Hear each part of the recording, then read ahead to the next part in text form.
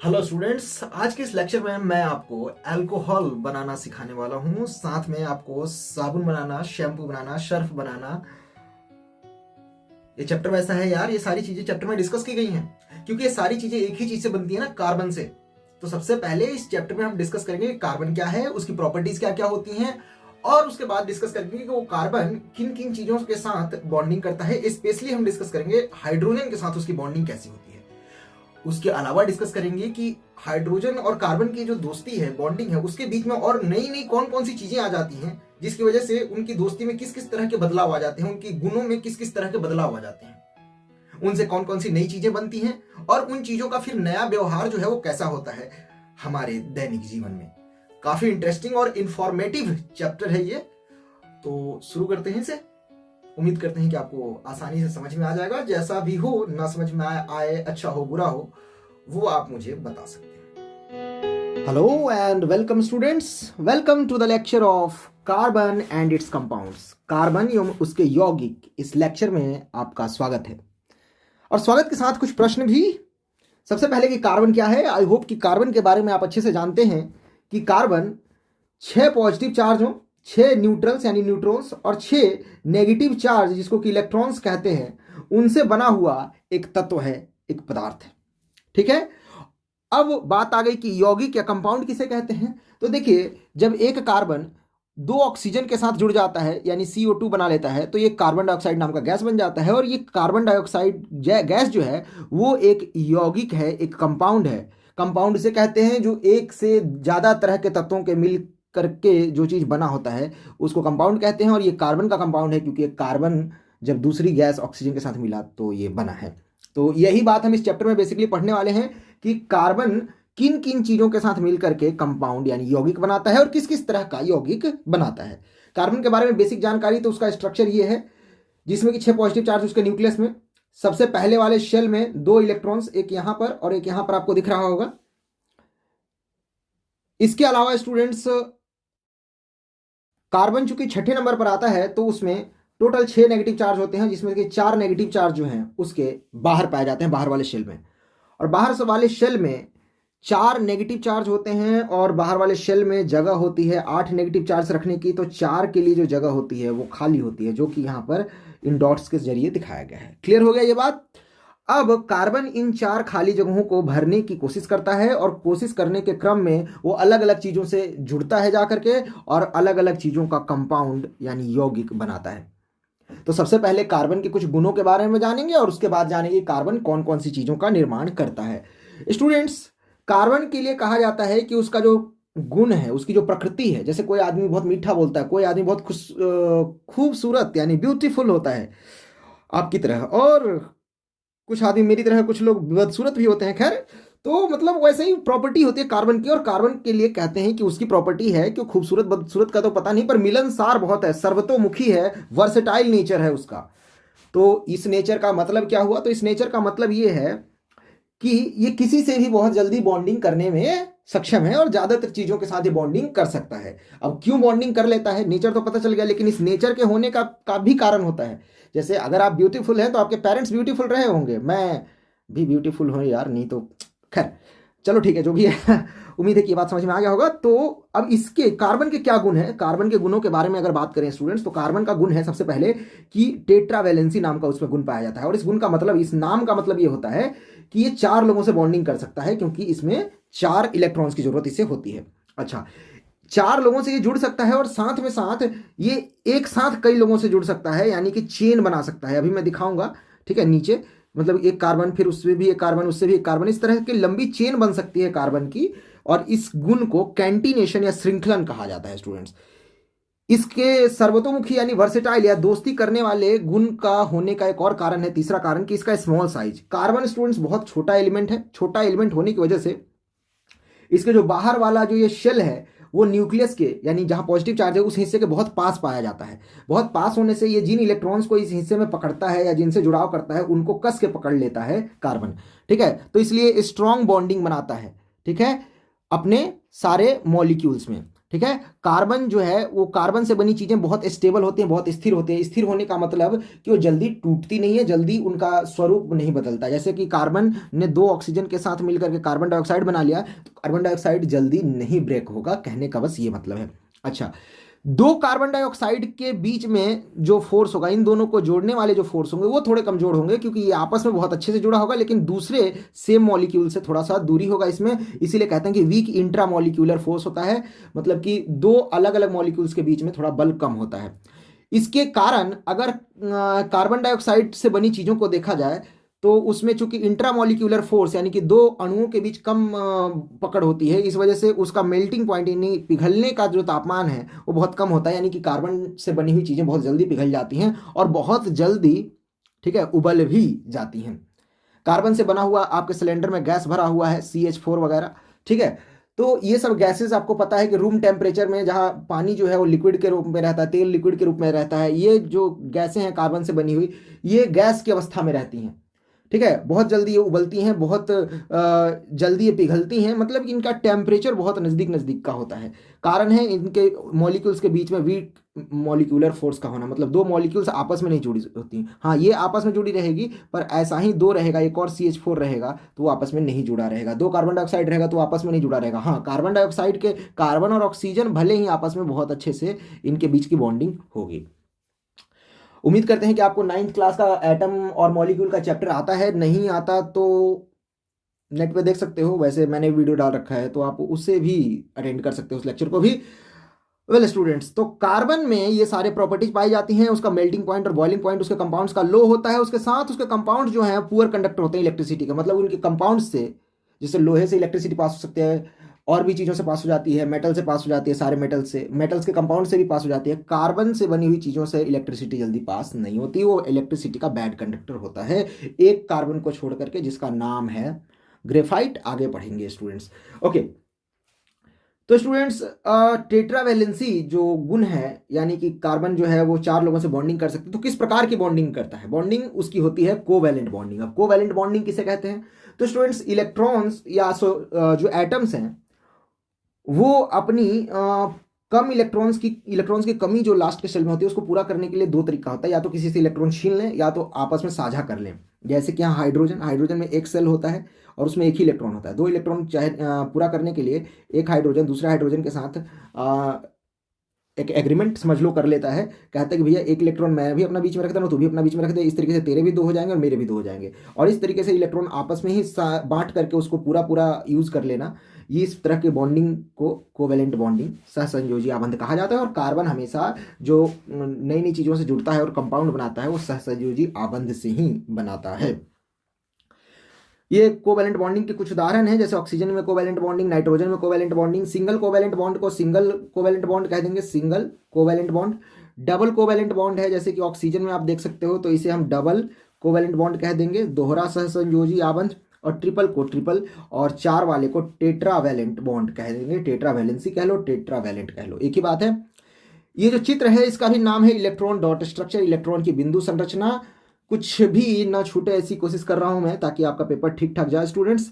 आगे अगला टॉपिक है एलोट्रॉप्स ऑफ कार्बन। कार्बन जो हमारे आसपास या हमारी धरती पर किस किस रूप में पाया जाता है? शुद्ध रूप में, मिक्सचर के रूप में तो अभी बहुत कुछ पढ़ेंगे, शुद्ध रूप में कहाँ कहाँ और किस किस शक्ल में पाया जाता है। तो एक तो डायमंड जिसका हीरा जिसे कहते हैं, दुनिया का सबसे कठोर पदार्थ है, ये कार्बन का शुद्ध रूप है, मतलब इसमें कार्बन के अलावा कुछ है ही नहीं। ग्रेफाइट, ये भी कार्बन का शुद्ध रूप है, लेकिन यही इकलौता है जो इलेक्ट्रिसिटी को कंडक्ट कर सकता है। और पेंसिल की जो आपकी टिप है ये ग्रेफाइट की बनी हुई है। एक और है इसमें फुलरेंस, बकमिंस्टर फुलरेंस के नाम पर इसका नाम रखा गया है, ठीक है। और एक 60 कार्बन से बना हुआ एक ऐसा पदार्थ है, मतलब उसमें 60 कार्बन के एटम होते हैं उसके एक कण में, और वो कार्बन के एटम फुटबॉल जैसे, या जो छत का या मंदिर का गुंबद आपने देखा होगा, ज़्यादातर मस्जिदों में ऐसी संरचनाएं होती हैं, तो गुंबद के आकार का जो है इसकी बनावट होती है। एक आर्किटेक्ट थे बकमिंस्टर फुलरेंस, उनके द्वारा एक बनाई गई गुंबद से इसका स्ट्रक्चर मैच करता है, इसीलिए इसको फुलरेंस कहते हैं, ठीक है। और कोयला जो होता है वो भी कार्बन का शुद्ध रूप है। एक बार इस बकमिंस्टर फुलरेंस के इस गुंबद और आर्किटेक्ट वाले चीज़ को आप वेरीफाई कर लेना बुक में, क्योंकि मैं जल्दबाजी में आपका ये लेक्चर रिकॉर्ड कर रहा हूँ, तो मुझे ऐसा डाउट है कि कहीं कुछ छूट ना जाए बच्चों, और कोई बात नहीं है, ठीक है। Carbon could make bonds with many other elements such as hydrogen, oxygen. मैंने आपको कहा भी था कि कार्बन सब चीज़ों से ऑलमोस्ट बॉन्डिंग कर सकता है, वही बातें यहाँ लिखी हुई हैं, इसमें कुछ जानने वाली बात नहीं है, ठीक है। ज़्यादातर ये हाइड्रोजन से बॉन्डिंग करता है, सब चीज़ों से बॉन्डिंग करता है, सही बात है, पर हमारे जीवन में जो चीज़ें इस्तेमाल होती हैं उसमें से हाइड्रोजन के साथ बॉन्ड की हुई चीज़ें ज़्यादा हम इस्तेमाल करते हैं। इसीलिए हम इस पूरे चैप्टर में अब आगे कार्बन का हाइड्रोजन के साथ बॉन्ड करके नई नई चीज़ों को बनाना जो है उसके बारे में अध्ययन करेंगे कि हाइड्रोजन से कैसी कैसी बॉन्डिंग होती है और कार्बन उससे मिल करके क्या क्या बनाता है। तो हाइड्रोजन और कार्बन को मिलाने से जो चीज़ें बनती हैं स्टूडेंट्स, उसे हाइड्रोकार्बन कहा जाता है। और हाइड्रोकार्बन जो है वो कार्बन से बना हुआ यौगिक है, यानी कार्बन किसी और चीज़ में, जैसे हाइड्रोजन मिल गया तो पता ही कि जब मिल जाएगा तो यौगिक बन जाएगा, कंपाउंड बन जाएगा, तो ये कार्बन के मिलने से कार्बन का कंपाउंड बन जाएगा, इसलिए कार्बन कंपाउंड भी कहेंगे। और चूंकि उसमें हाइड्रोजन भी शामिल है तो फिर हाइड्रोजन और कार्बन का दोनों नाम इस्तेमाल करेंगे तो इसे हाइड्रोकार्बन कहा जाएगा। तो हाइड्रोजन और कार्बन के विषय में बेसिकली आप इस चैप्टर में पढ़ने वाले हैं, साथ में कुछ और भी चीज़ें रह करके ऐड होंगी जिससे नई नई चीज़ों का निर्माण होगा। तो यही इस चैप्टर का मूल मंत्र है स्टूडेंट्स, ठीक है, कि कार्बन कैसे कैसे किसी चीज से मिलता है और क्या क्या बनाता है। वेल स्टूडेंट्स, आगे बढ़ते हैं, इसे भी हम आगे अभी कवर करेंगे। इसे हम इथेन कहते हैं, लेकिन कैसे कहते हैं और क्यों कहते हैं ये पढ़ने वाली बात होगी। तो शुरुआत करते हैं स्टूडेंट्स कि carbon compounds, okay, carbon compounds, carbon के यौगिक, कार्बन से क्या क्या चीज़ें बनती हैं, मतलब तो कार्बन से क्या क्या चीज़ें बनती हैं वो तो बहुत सारी हैं, लेकिन कार्बन से जो भी चीज़ें बनती हैं यानी कि जो भी कार्बन कंपाउंड होते हैं उसका एक और नाम है, उसको ऑर्गेनिक कंपाउंड कहते हैं, जैविक यौगिक। जैविक मतलब बेटा जीवन। तो दुनिया में जितनी जीवित चीज़ें हैं ना, या जीवन से संबंधित मतलब चीज़ें हैं, जैसे कोयला, अब उसमें जीवन नहीं है लेकिन वो पेड़ से बना है तो पहले उसमें जीवन था, तो जीवन संबंधित जितने भी चीज़ें हैं ऑलमोस्ट कार्बन से बनी हुई हैं, इसीलिए कार्बन से बनी चीज़ों को हम ऑर्गेनिक कंपाउंड या जैविक चीज़ें भी, जैविक यौगिक भी कहते हैं। क्लियर हो गया? अच्छा, अब जैविक यौगिक यानी कार्बन से बने हुए कंपाउंड कितने प्रकार के होते हैं, तो उसको कार्बन और कार्बन के बीच में कितना जुड़ाव है इस आधार पर बांटा गया है। तो सबसे पहले मैं एक बात क्लियर कर दूं कि कार्बन और कार्बन के बीच में कितना जुड़ाव हो सकता है। तो स्टूडेंट्स देखिए, एक कार्बन लेते हैं और कार्बन के बाहर कितने इलेक्ट्रॉन्स होते हैं? 4, 1 2 3 और 4, ठीक है। दूसरा कार्बन भी लेते हैं, 4।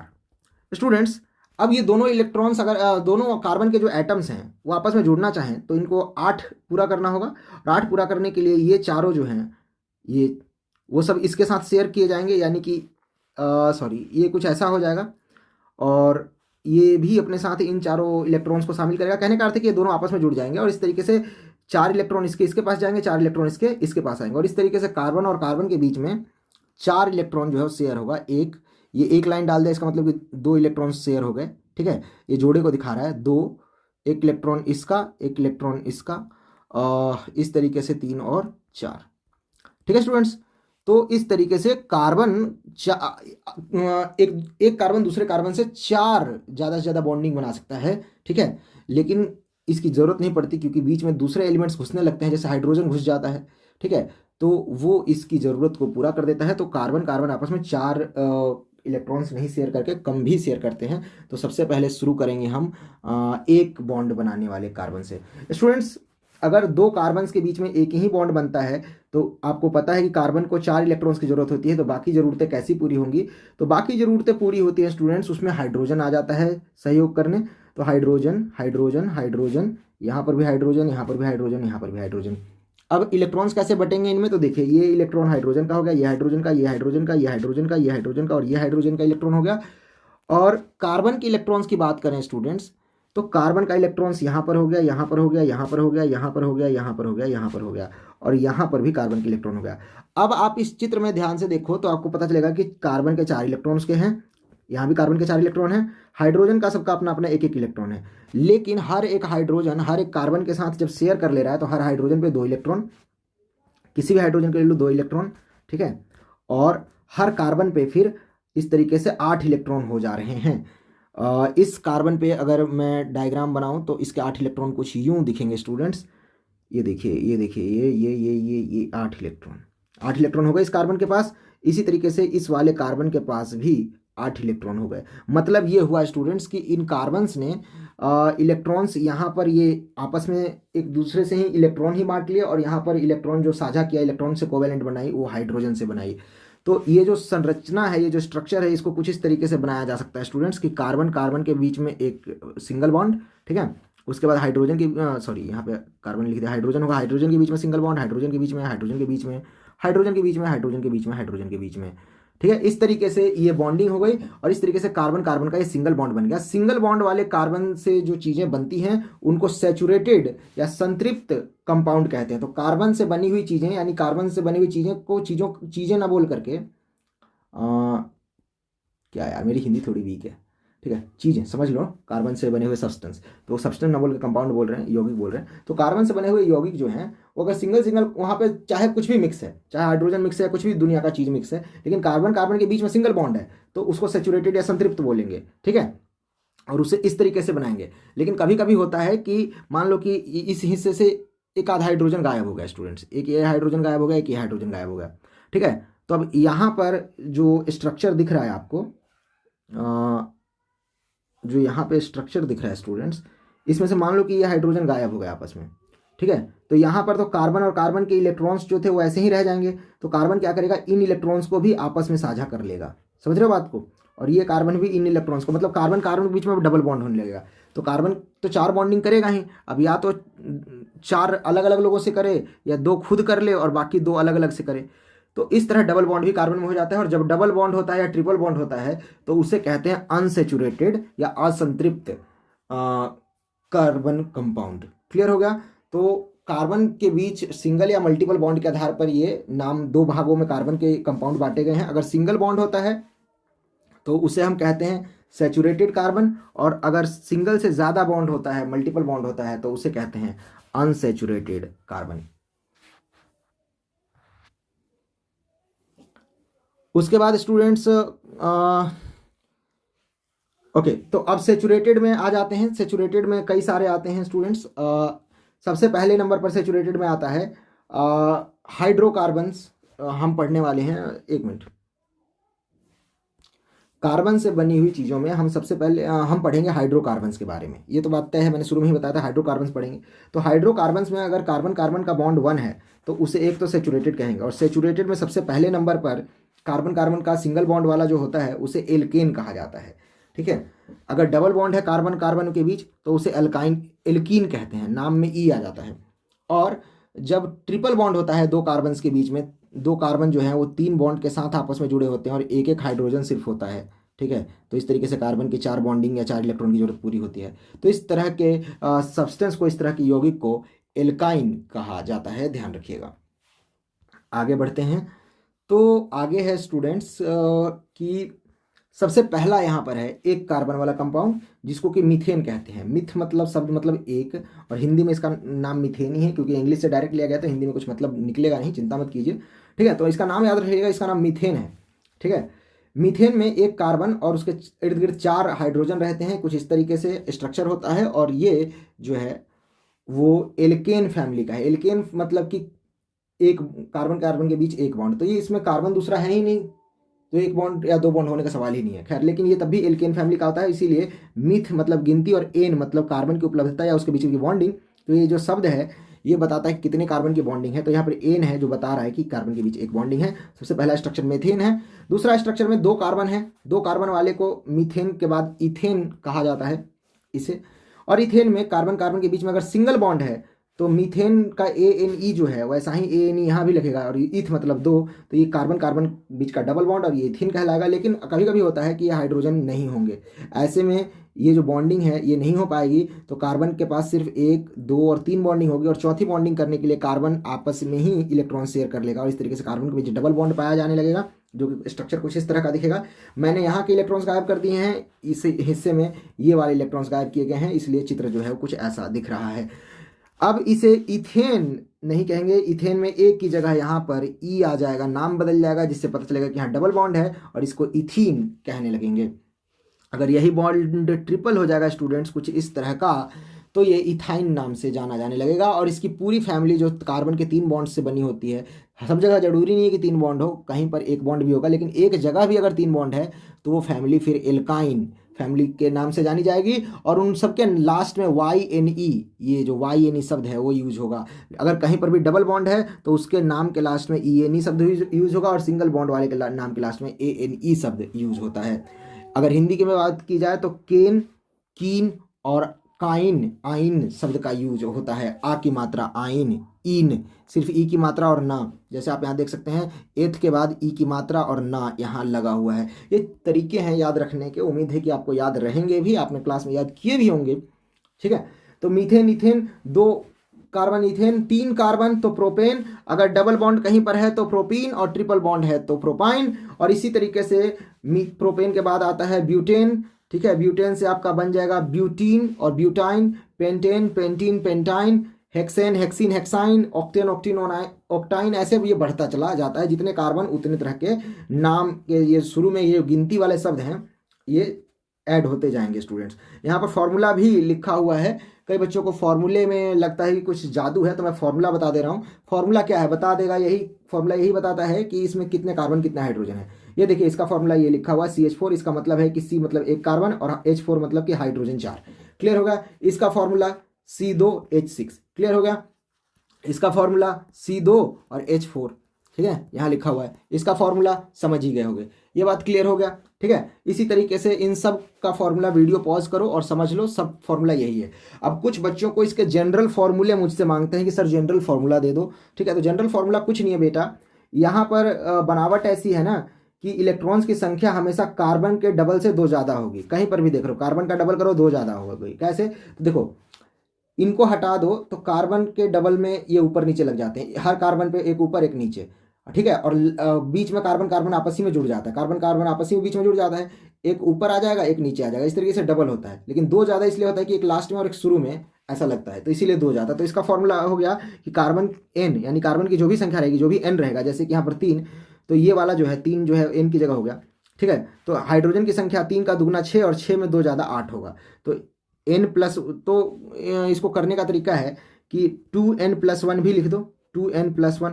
इसका मतलब कि कार्बन जो है वो N होगा, तो हाइड्रोजन की संख्या N के 2 ज़्यादा से, N के दोगुना से, N का दोगुना कर दिया, 2N कर दिया, और प्लस कर दिया 1 के बदले 2, गलती से मैंने 1 लिख दिया। ठीक है, और इसी को ऐसे भी लिखा जा सकता है कि 2 कॉमन ले लिया बाहर, तो यहाँ पर बच जाएगा N, और यहाँ पर ये बच जाएगा 2 तो कॉमन ले लिया, तो यहाँ पर बच जाएगा 1। उम्मीद है कि ये बातें आपको समझ में आ रही होंगी कि यहाँ पर 2 बच जाएगा, 2 कॉमन ले लिया तो यहाँ पे 1 बच जाएगा। तो एक ही बात है ये फॉर्मूला। ठीक है, ये फॉर्मूला आप याद कर सकते हो, पेपर में पूछ लिया तो ठीक है, नहीं पूछा तो अच्छी बात है।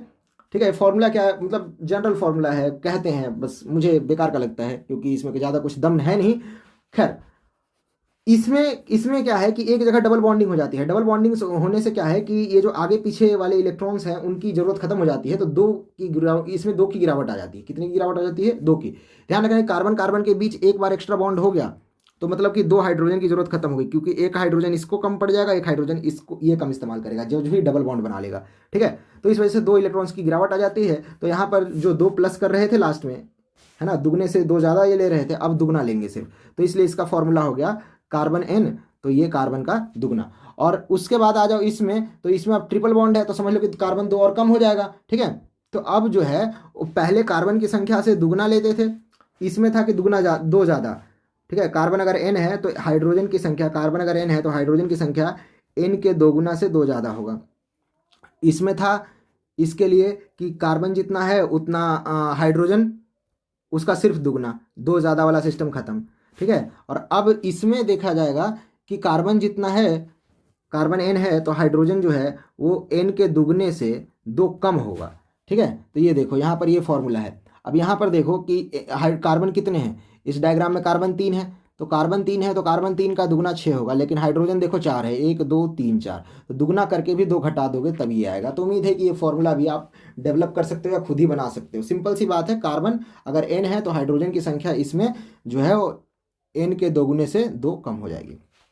तो ये 2 इस क्रम में घटता जा रहा है। उम्मीद है कि ये बात याद हो गया होगा।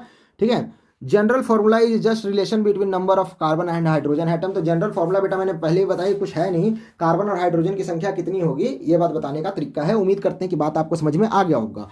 आगे बढ़ते हैं, तो कार्बन चेन। अब देखिए यहाँ पर ये जो बन रहा है, ये ऐसे ऐसे तो बहुत सारे कार्बन बनते जाएंगे और कार्बन का पूरा चेन बन जाएगा, तो इसीलिए इसको कार्बन का चेन कहते हैं। बात खत्म। कार्बन की लाइन, कार्बन की श्रृंखला, हिंदी में चेन शब्द के लिए शब्द है श्रृंखला, ठीक है। तो अब बात करते हैं कि कार्बन चेन या कार्बन श्रृंखला जो है वो क्या है। तो स्टूडेंट्स, कार्बन श्रृंखला जो है वो कई बार कार्बन कार्बन ऐसे सीधी लाइन में जुड़ते हैं, जैसा चेन आप गले में पहनते हो, नहीं गले में नहीं पहनते हो, सिक्कड़ जैसा होता है ना सामान वगैरह साइकिल वगैरह बांधने के लिए, सीधी वो ऐसा चेन बनता है। कभी कभी ये चेन जो है वो ब्रांच्ड बन जाते हैं, ब्रांच चेन भी बन जाते हैं, और कभी कभी ये आपके गले के चेन जैसा सर्कुलर चेन भी बन जाता है, जिसको कि साइक्लिक कहते हैं। तो ये ऐसा जो स्ट्रक्चर बनता है, ये तीनों स्ट्रक्चर पॉसिबल हैं। जैसे देखिए ये 5 कार्बन वाला एक एलिमेंट है, ठीक है, लेकिन इसमें सिर्फ कार्बन दिखाया गया है कि कार्बन ऐसे से जुड़ेगा, जो बाकी बॉन्डिंग रह गई है वो हाइड्रोजन से पूरी कर दी जाएगी। जैसे यहाँ हाइड्रोजन, यहाँ हाइड्रोजन, यहाँ हाइड्रोजन वगैरह जोड़ दो, ये पूरा हाइड्रोजन जोड़ कर नीचे दिखाया गया है इसी को। मैं अभी सबको कवर करूंगा। तो मतलब इसे जो सिर्फ कार्बन का जो दिखाया गया है कि कार्बन कैसे कैसे अरेंज होगा, इस बात को सिर्फ कार्बन का स्केलेटन बोला जाता है। ध्यान रखिएगा, इसको कार्बन का कंकाल बोलते हैं, कई बार पूछ लिया जाता है, ठीक है। ओके, अब हम आ जाते हैं स्टूडेंट्स कि कार्बन के कंकाल 3 तरह के होते हैं। या तो सीधे होंगे, चेन उसका सीधा होगा, श्रृंखला सीधी होगी, या ब्रांच होगी, शाखित होगी, उसमें जैसे पेड़ों की शाखाएं निकली होती हैं वैसे इसकी शाखाएं निकली हुई हैं, या फिर ये इस तरीके से गोल होगा। उसके बाद बात करें स्टूडेंट्स कि इसमें बॉन्डिंग कैसी होगी, तो जो जगह खाली है वो हाइड्रोजन से इस तरीके से भर दी जाएगी, और इस तरीके से स्केलेटल जो कार्बन चेन है वो इस तरीके से कंप्लीट हो जाएगा, ये इस तरीके से कंप्लीट हो जाएगा, और ये इस तरीके से। यहाँ पर कुछ खास बातें हैं कि जो स्ट्रेट चेन है और ब्रांच चेन है स्टूडेंट्स, ये चेन्स का जो फॉर्मूला है वो तो सेम रहता है, फॉर्मूला जो है इनका सेम रहता है, ठीक है। इसी वजह से इनको स्ट्रक्चरल आइसोमर कहते हैं, कि देखने में ये दोनों अलग अलग हैं पर फॉर्मूला सेम है, और लगभग इनकी प्रॉपर्टी भी सेम रहती है। तो इनकी जो संरचना यानी कि स्ट्रक्चर जो है वो सेम है। आइसो मतलब हमेशा सेम होता है, 2 चीजें जब सेम होती है तो उनको आइसो कहते हैं, ठीक है। जैसे ट्राइंगल में भी 2 साइडें इक्वल होती हैं तो उनको आइसो, उसके बाद सेसलेस ट्राइंगल कहते हैं। तो आइसो जो शब्द है उसका मतलब 2 सेम होना, आइडेंटिकल होना। तो ये दोनों जो है वो स्ट्रक्चर में लगभग सेम है, ठीक है, और इनकी प्रॉपर्टी भी ऑलमोस्ट सेम होती है, फॉर्मूला तो सेम होता है, इसीलिए ऐसी चीजों को स्ट्रक्चरल आइसोमर कहा जाता है। ये पक्का आएगा पेपर में, लिख ले लो, ठीक है। तो इस अच्छा, और ये दोनों के दोनों का नाम क्या होगा, तो 5 कार्बन से बने हैं, इसलिए 5 मीन्स पेंटा, पेंटेन नाम है। एन इसलिए लगा है क्योंकि इसमें सब जगह कार्बन के बीच में सिंगल बॉन्ड है, 2 अलग अलग कार्बन के बीच में ये डबल बॉन्ड नहीं गिना जाएगा, एक ही कार्बन के बीच में डबल बॉन्ड होगा तो उसे डबल बॉन्ड गिनेंगे। तो ये पेंटेन है। अच्छा, उसके बाद स्टूडेंट्स अगला जो कार्बन का स्ट्रक्चर है ये साइक्लिक है, और साइक्लिक में यहाँ पर जो शुरू वाला कार्बन था उसने लास्ट वाले से बॉन्डिंग कर ली है, तो 2 हाइड्रोजन की जरूरत इसने खत्म कर दी है। इस वजह से इसके फॉर्मूले में 2 हाइड्रोजन कम हो जाएंगे। तो यहाँ पर सी जो है, यहाँ सिंगल बॉन्ड था तो कार्बन की संख्या क्या, हाइड्रोजन की संख्या 2 ज़्यादा हो गया दुगने के। यहाँ पर सिर्फ दुगना होगा, 2 ज़्यादा नहीं होगा। आप चेक कर सकते हो, हर कार्बन के पास 2 हाइड्रोजन है, यानी सिर्फ दुगना है। तो इसलिए इसका फॉर्मूला हो जाएगा स्टूडेंट्स C5H10। इसमें डबल बॉन्डिंग नहीं है, इसलिए एन फैमिली का है, मैंने ऊपर बताया था एन लगता है, तो एल्केन फैमिली का है। लेकिन इसका फॉर्मूला जो है वो थोड़ा चेंज होगा, यहाँ 12 के बदले 10 होगा, क्योंकि इसने डबल बॉन्डिंग की जरूरत खत्म कर दी है। तो याद रखना कि साइक्लिक वाले में ये गुण देखने को मिलता है, और इसके नाम में चूंकि इसका फॉर्मूला थोड़ा चेंज है तो इसलिए इसके नाम में ये बात मेंशन किया जाएगा, साइक्लो शब्द। साइक्लो मतलब कि चक्रीय, चक्रीय पेंटेन है, ये साइक्लोपेंटेन है, क्योंकि इसका जो कार्बन का स्ट्रक्चर है, जो अरेंजमेंट है वो साइक्लिक रूप में है, और इसलिए इसको हम साइक्लो शब्द ऐड करेंगे। यही बात यहाँ पर लिखा हुआ है, the word cyclo is added in prefix. इसके नाम के शुरुआत में साइक्लो शब्द जोड़ दिया जाता है, जैसे साइक्लोपेंटेन तो है तो पेंटेन, बट पेंटेन का फॉर्मूला CH12 होना चाहिए, CH512, C5H12, बट इसमें H10 होगा, क्योंकि 2 कार्बन की जरूरत खत्म हो गई है, क्योंकि शुरू और लास्ट के कार्बन आपस में ही जुड़ गए हैं। उम्मीद करते हैं कि ये जो टॉपिक था कि कार्बन चेन कितने तरह के होते हैं, ये टॉपिक आपका अच्छे से कवर हो गया है। और अब हम आगे बढ़ते हैं स्टूडेंट्स। यहाँ पर एक बात लिखिए, ऑल 3 कुड बी सेचुरेटेड और अनसेचुरेटेड। ये तीनों अरेंजमेंट जो है सेचुरेटेड भी हो सकता है, यानी कि इस तरीके से सिंगल बॉन्ड वाला भी हो सकता है, और हो सकता है कि कोई जो है वो इस तरीके से डबल बॉन्ड भी कहीं पर कर ले। हर एक डबल बॉन्ड 2 हाइड्रोजन एटम की जरूरत कम कर देता है, ये ध्यान रखना। आगे बढ़ते हैं, तो bonding of hydrocarbon chain with other atom. अब हाइड्रोकार्बन चेन्स तो आपस में बॉन्डिंग कर ही रहे थे, जितना भी लंबाई इसका बढ़ाते जाओ, जितनी भी इसकी लंबाई बढ़ाते जाओ, इन सब की प्रॉपर्टी ऑलमोस्ट धीरे धीरे बदलती है, नहीं तो ऑलमोस्ट सबकी प्रॉपर्टी सेम होती है। सब हाईली इन्फ्लेमेबल होते हैं, बहुत ज़्यादा हीट प्रोड्यूस करते हैं जलने पर, ठीक है, बहुत अच्छे सॉल्वेंट वगैरह होते हैं, ये सब इनका गुण होता है।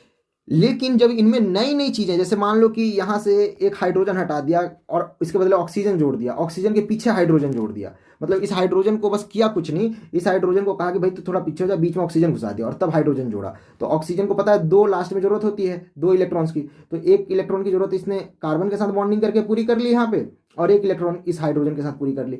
तो बस एक ओ इंट्रोड्यूस हो गया, ओ घुस गया इसके बीच में, और अभी एक नया पदार्थ बन जाएगा। तो कार्बन से जाके ये O जुड़ेगा, तो ये समझा जाता है कि H भी जो है वो अब अलग से जुड़ रहा है, पहले इसी का H था लेकिन अब ये H अलग से जुड़ रहा है, तो ये नए पदार्थ इस तरीके से बनते जाते हैं। तो कार्बन में ऑक्सीजन की तरह ही और भी चीजें मिक्स होती हैं और नई नई चीजों का निर्माण करती हैं। तो कौन कौन सी चीजें मिक्स होती हैं? अमूमन, वैसे तो दुनिया भर की चीजें मिक्स होती हैं, पर अमूमन कौन कौन सी मिक्स होती हैं और किन किन पदार्थों का निर्माण होता है ये पढ़ेंगे। तो बॉन्डिंग ऑफ हाइड्रोकार्बन, इस तरह के हाइड्रोकार्बन जो है वो कैसे अपने चेन्स में, अपने श्रृंखला में, अपने ग्रुप में अलग चीज, दूसरी चीजों का बॉन्डिंग करते हैं, अदर एटम्स को जोड़ते हैं, ठीक है, या एटम्स के समूहों को ही जोड़ लेते हैं, मतलब 4-5 एटम का ग्रुप है उसको आके डायरेक्ट जोड़ लेंगे, तो वो किस किस को जोड़ते हैं और क्या क्या बनता है वो हमें इसमें देखना है स्टूडेंट्स। तो देखिए सबसे पहले जो है वो ये कार्बन है, कार्बन का यहाँ चेन है, इस चेन में कितने कार्बन आपको दिख रहे हैं? इस चेन में आपको दिख रहे होंगे स्टूडेंट्स की 3 कार्बन है। 3 कार्बन होने की वजह से मीथेन, इथेन, प्रोपेन, तो इसका नाम होगा प्रो, और सब कार्बन के बीच में सिंगल बॉन्ड है तो एन, तो प्रोपेन इसका नाम हो गया। अगर सब जगह हाइड्रोजन हाइड्रोजन रहेगा तो यहाँ क्लोरीन के बदले हाइड्रोजन, ये प्रोपेन बन गया। लेकिन यहाँ एक हाइड्रोजन को हटाया गया, इस हाइड्रोजन को, और हाइड्रोजन के बदले एक नया पदार्थ जिसका नाम क्लोरीन है वो आकर के जुड़ गया, ठीक है, क्योंकि क्लोरीन स्टूडेंट 17वें नंबर पर आता है और उसमें सिर्फ एक इलेक्ट्रॉन की कमी होती है जो उस कार्बन के साथ बॉन्डिंग करके पूरा कर लेता है। इस तरीके से अब ये जो नया पदार्थ बना ये क्लोरोप्रोपेन नाम से जाना जाएगा। क्लोरो शब्द इसके आगे लग जाएगा जो ये दर्शाएगा कि ये क्लोरीन इसमें एडेड है, प्रोपेन मतलब कि 3 इसमें कार्बन बॉन्डिंग है, एन दर्शा देगा कि सारे कार्बन के बीच सिंगल बॉन्ड है, यानी ये सेचुरेटेड है। अच्छा, सेचुरेटेड और अनसेचुरेटेड याद करने का एक तरीका है मेरे पास, अगर मैं उस सेक्शन में पहले आपको ले चलता हूँ कहाँ पे ये लिखा हुआ है। देखो सेचुरेटेड अनसेचुरेटेड का मैंने आपको क्लास में भी बताया था, यहाँ पर भी बता देता हूँ। सेचुरेटेड मत का हिंदी है संतृप्त, तृप्त जो शब्द है इसका मतलब होता है पेट भरा हुआ, और असंतृप्त या अतृप्त का मतलब है अधूरा, खाली पेट। तो देखिए इसका पेट भरा हुआ है, मतलब कि ऐसी कार्बन की बॉन्डिंग जिसमें कार्बन, देखो कार्बन जो है वो उसके पास बॉन्डिंग करने के लिए पर्याप्त मात्रा में हाइड्रोजन या दूसरे एटम मौजूद हैं, तो कार्बन ने अपना ही बॉन्डिंग करके टाइम बस नहीं वेस्ट किया, वो दूसरों से बॉन्डिंग कर रहा है। लेकिन इन कार्बन्स के पास दूसरी चीजें हैं ही नहीं बॉन्ड बनाने के लिए, तो आपस ही में बॉन्ड बना लिए, ठीक है, जबकि आपस में बॉन्ड बनाने से अच्छा समझेंगे कि दूसरी चीज़ों के साथ बॉन्ड बनाना। तो इनका पेट जो है वो खाली रहेगा, इनमें जगह रह गई, बॉन्डिंग बनाने की क्षमता थी पर बॉन्डिंग पूरी बन नहीं पाई, तो ये अधूरे रहेगा, असंतृप्त रहेगा, और ये तृप्त हो गया, इसका पेट भर गया, इसकी जितनी क्षमता थी, जितने लोगों से जुड़ सकता था, यहाँ पर हर एक कार्बन उतने लोगों से जुड़ रखा है। तो ये एक लॉजिक हो जाएगा याद करने के लिए, difference between saturated and unsaturated, संतृप्त और असंतृप्त के बीच में, क्योंकि बच्चों को इसमें डिफरेंस मुझे लगता है कि डिफिकल्टी होती है। अच्छा, कार्बन के साथ जैसे यहाँ क्लोरीन मिला वैसे ही ब्रोमीन नाम का पदार्थ भी ऐड हो जाएगा और तब इसके नाम में से ब्रोमो शब्द जुड़ जाएगा, ठीक है, और इस तरीके से स्टूडेंट्स ये बन जाएगा ब्रोमोप्रोपेन। तो प्रोपेन तो पहले से था, ब्रोमीन जुड़ने से ब्रोमोप्रोपेन कहलाने लगेगा। तो यहाँ पर इस लाइन में बताया गया है नोमेनक्लेचर यानी नाम पद्धति, किस तरीके से नाम लिखा जाएगा, ये उदाहरण है। ये उनके नाम में जो बदलाव होंगे नाम लिखते समय वो कि प्रफिक्स मतलब पहले वो चीज़ें ऐड होंगी और सफिक्स मतलब कि वो चीज़ें बाद में ऐड होंगी। तो कुछ चीज़ें जब जुड़ती हैं तो नाम में बाद में कुछ अक्षर जोड़ दिया जाता है उसकी पहचान के लिए, और क्लोरीन और ब्रोमीन जब जुड़ता है तो नाम में पहले ही इन इन पदार्थों के नाम को जोड़ देते हैं। तो नाम लिखने का ये तरीका है। वेल स्टूडेंट्स, हाइड्रोकार्बन के चेन में कभी कभी OH भी जुड़ जाता है, मैंने जैसे आपको बताया था अभी यहाँ पे ऊपर में आपको बताया था कि इस हाइड्रोजन के बीच में यहाँ O घुस सकता है। तो जब O घुस जाता है स्टूडेंट्स तो नए पदार्थ का निर्माण हो जाता है और उसे हम प्रोपेनॉल कहते हैं। प्रोपेनॉल क्यों कहते हैं? तो स्टूडेंट्स ऑक्सीजन, एकमात्र ऑक्सीजन घुसने से ये हाइड्रोकार्बन का चेन अल्कोहल, जिसको शराब समझ सकते हो थोड़ी देर के लिए, उससे वैसा बिहेव करने लगता है, और अल्कोहल का OL शब्द इसके नाम के, प्रोपेन नाम के लास्ट में OL लगा दिया जाता है, जिससे कि ये दिखता है कि इसमें ऑक्सीजन एक एक्स्ट्रा जुड़ा हुआ है कार्बन के बीच में। स्टूडेंट्स जो कार्बन चेन की नेचुरल बनावट, जैसे यहाँ हाइड्रोजन था, हाइड्रोजन की जगह यहाँ पे ब्रोमीन है, यहाँ पर क्लोरीन था, तो ऐसे एलिमेंट्स जो हाइड्रोजन की जगह ले लेते हैं उसको हेट्रो एटम कहा जाता है, विषम परमाणु। जो हाइड्रोकार्बन में यानी हाइड्रोजन और कार्बन का जो गैंग है, जो ग्रुप है, उसमें हाइड्रोजन की जगह जो नया एटम इंट्रोड्यूस हो जाता है उसे हेट्रो एटम कहा जाता है, विषम परमाणु। ये भी एक पूछा जाने वाला टर्म है। इसी तरीके से कुछ चीजें और ऐड होती हैं, जैसे कि एक ग्रुप है CHO, ठीक है। ये इसकी बनावट कुछ इस तरीके की होती है, मतलब कि यहां पर अगर इसको मैं चेंज करूं इसमें, तो ये कुछ यूं दिखेगा कि ये हाइड्रोजन तो ये इतना हिस्सा ऐसा ही रह गया, बाकी सब तो ऐसे है ही, लेकिन इस हाइड्रोजन को भी हटा दिया गया और अब जो है और साथ में इस हाइड्रोजन को भी, दोनों हाइड्रोजन को हटा दिया गया। अब यहाँ पर ये जो डबल बॉन्डिंग का काम हो रहा था, क्योंकि अब ऑक्सीजन भी इसके साथ बॉन्डिंग कर रहा था लेकिन नहीं कर सकता, ये कार्बन भी इसके साथ बॉन्डिंग कर रहा था, नहीं कर सकता, तो ऐसे में ये वाली जो बॉन्डिंग है वो यहाँ पर होने लगती है और इसका स्ट्रक्चर कुछ ऐसा बदल जाता है। इसके लिए इस हाइड्रोजन को हटा दिया जाता है और ये जो बॉन्डिंग है उसको यहाँ घुमा के यहाँ पर कर लिया जाता है। अब यहाँ पर स्टूडेंट्स कार्बन के साथ हम यूं तो कह सकते हैं कि सिर्फ एक ऑक्सीजन जुड़ रहा है जो डबल बॉन्डिंग कर ले रहा है, लेकिन केमिस्ट्री में इसे पढ़ाया जाता है कि कार्बन ने जो है वो मतलब इसको पूरा एक गैंग दिया गया, इसको पूरा एक ग्रुप बन गया, ग्रुप का नाम दिया गया कि ये पूरा का पूरा ग्रुप इनसे जा करके मिला है, ठीक है। पर नाम में कोई चेंज नहीं होगा, ये कन्फ्यूजन वाला पॉइंट है, ठीक है। पहले ये 3 कार्बन वाला था, अब इसके मिलने पर भी ये 3 कार्बन वाला ही है, इसलिए इसको प्रोपेन कहेंगे। सिंगल बॉन्ड है इसलिए एन और 3 है इसलिए प्रो। ये जो ग्रुप है इसको एल्डिहाइड नाम दिया गया है, और एल्डिहाइड को बताने के लिए कि एल्डिहाइड ग्रुप है यानी कि इसमें कार्बन के साथ ऑक्सीजन का डबल बॉन्डिंग है, ठीक है। ये बताने के लिए जो है स्टूडेंट्स वो इसको प्रोपेनॉल, सॉरी ए लास्ट में नाम के ऐड हो जाएगा और ये प्रोपेनॉल बन जाएगा। स्टूडेंट्स एक बात मुझे और कहना है यहाँ पर कि ये डबल बॉन्ड नहीं कंसीडर किया जाता, कार्बन जो है जब सिंगल बॉन्ड दूसरे कार्बन के साथ करता है उस हिस्से पर फोकस होता है, इसी वजह से संभव है कि इसका जो नाम है ये इसकी जो पहचान है वो सिंगल बॉन्ड जहाँ से बन रहा होता है उस आधार पर लिया जाता है। क्योंकि देखिए यहाँ सिंगल बॉन्ड बन रहा था ऑक्सीजन के साथ, तो इस वजह से इसे एक ग्रुप माना गया OH को, लेकिन यहाँ पर O डबल बॉन्ड बनने लगा, इसी वजह से O को जो है वो कार्बन के साथ मान लिया गया और इस पूरे को एक ग्रुप माना गया, क्योंकि इस हिस्से में यहाँ पर जाकर के सिंगल बॉन्ड बनना शुरू हो रहा था। तो ये ग्रुप वहाँ पे अलग होता है जहाँ पे सिंगल बॉन्ड कार्बन के साथ दूसरे कार्बन के साथ ये बना रहा होता है।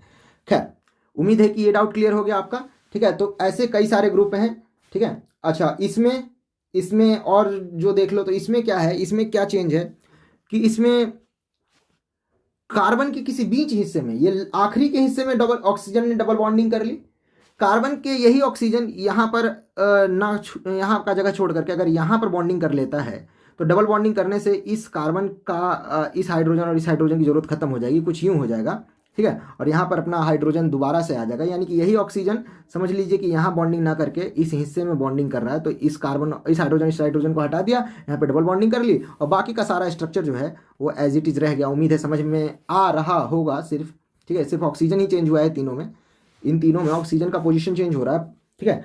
अब इस तरह से ये कार्बन कार्बन सिंगल बॉन्ड भी हो गया जैसा मैंने आपको बताया। तो इस तरह की संरचना को कीटोन कहते हैं।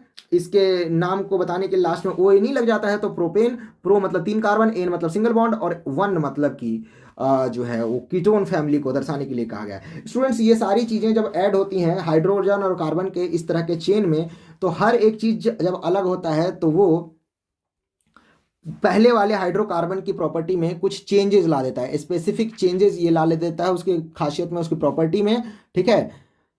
और इस बात से कोई फर्क नहीं पड़ता कि ये चेन 3 कार्बन वाली है या इस तरीके से 4 कार्बन की चेन है, मतलब कितनी लंबी चेन है इस बात से फर्क नहीं पड़ता। ये लोग जब ऐड होंगे तो इनकी प्रॉपर्टी के हिसाब का चेंज उस हाइड्रोकार्बन में आ जाएगा। और चूंकि ये लोग जुड़ने के बाद चेंज लाते हैं उसके व्यवहार में, उसके फंक्शन में, इसीलिए इन लोगों को फंक्शनल ग्रुप कहते हैं। ध्यान रखिएगा, फंक्शनल ग्रुप कहा जाता है इन एलिमेंट्स को जो कि हाइड्रोकार्बन की चेन में इस तरीके से कनेक्ट हो जाते हैं और उसकी पूरी प्रॉपर्टी को बदल के रख देते हैं या उसमें थोड़ा बहुत चेंज ला देते हैं। वैसे तो ज़्यादातर पूरी प्रॉपर्टी ही बदल जाती है इतना होने की वजह से। तो ये बात भी उम्मीद है कि आपको समझ में आ गया होगा। इसी तरीके से कीटोन हो गया। कीटोन के बाद अब एक ऑक्सीजन से इनका मन नहीं भर रहा था तो इन्होंने दूसरे ऑक्सीजन को भी यहाँ पर इंट्रोड्यूस कर दिया।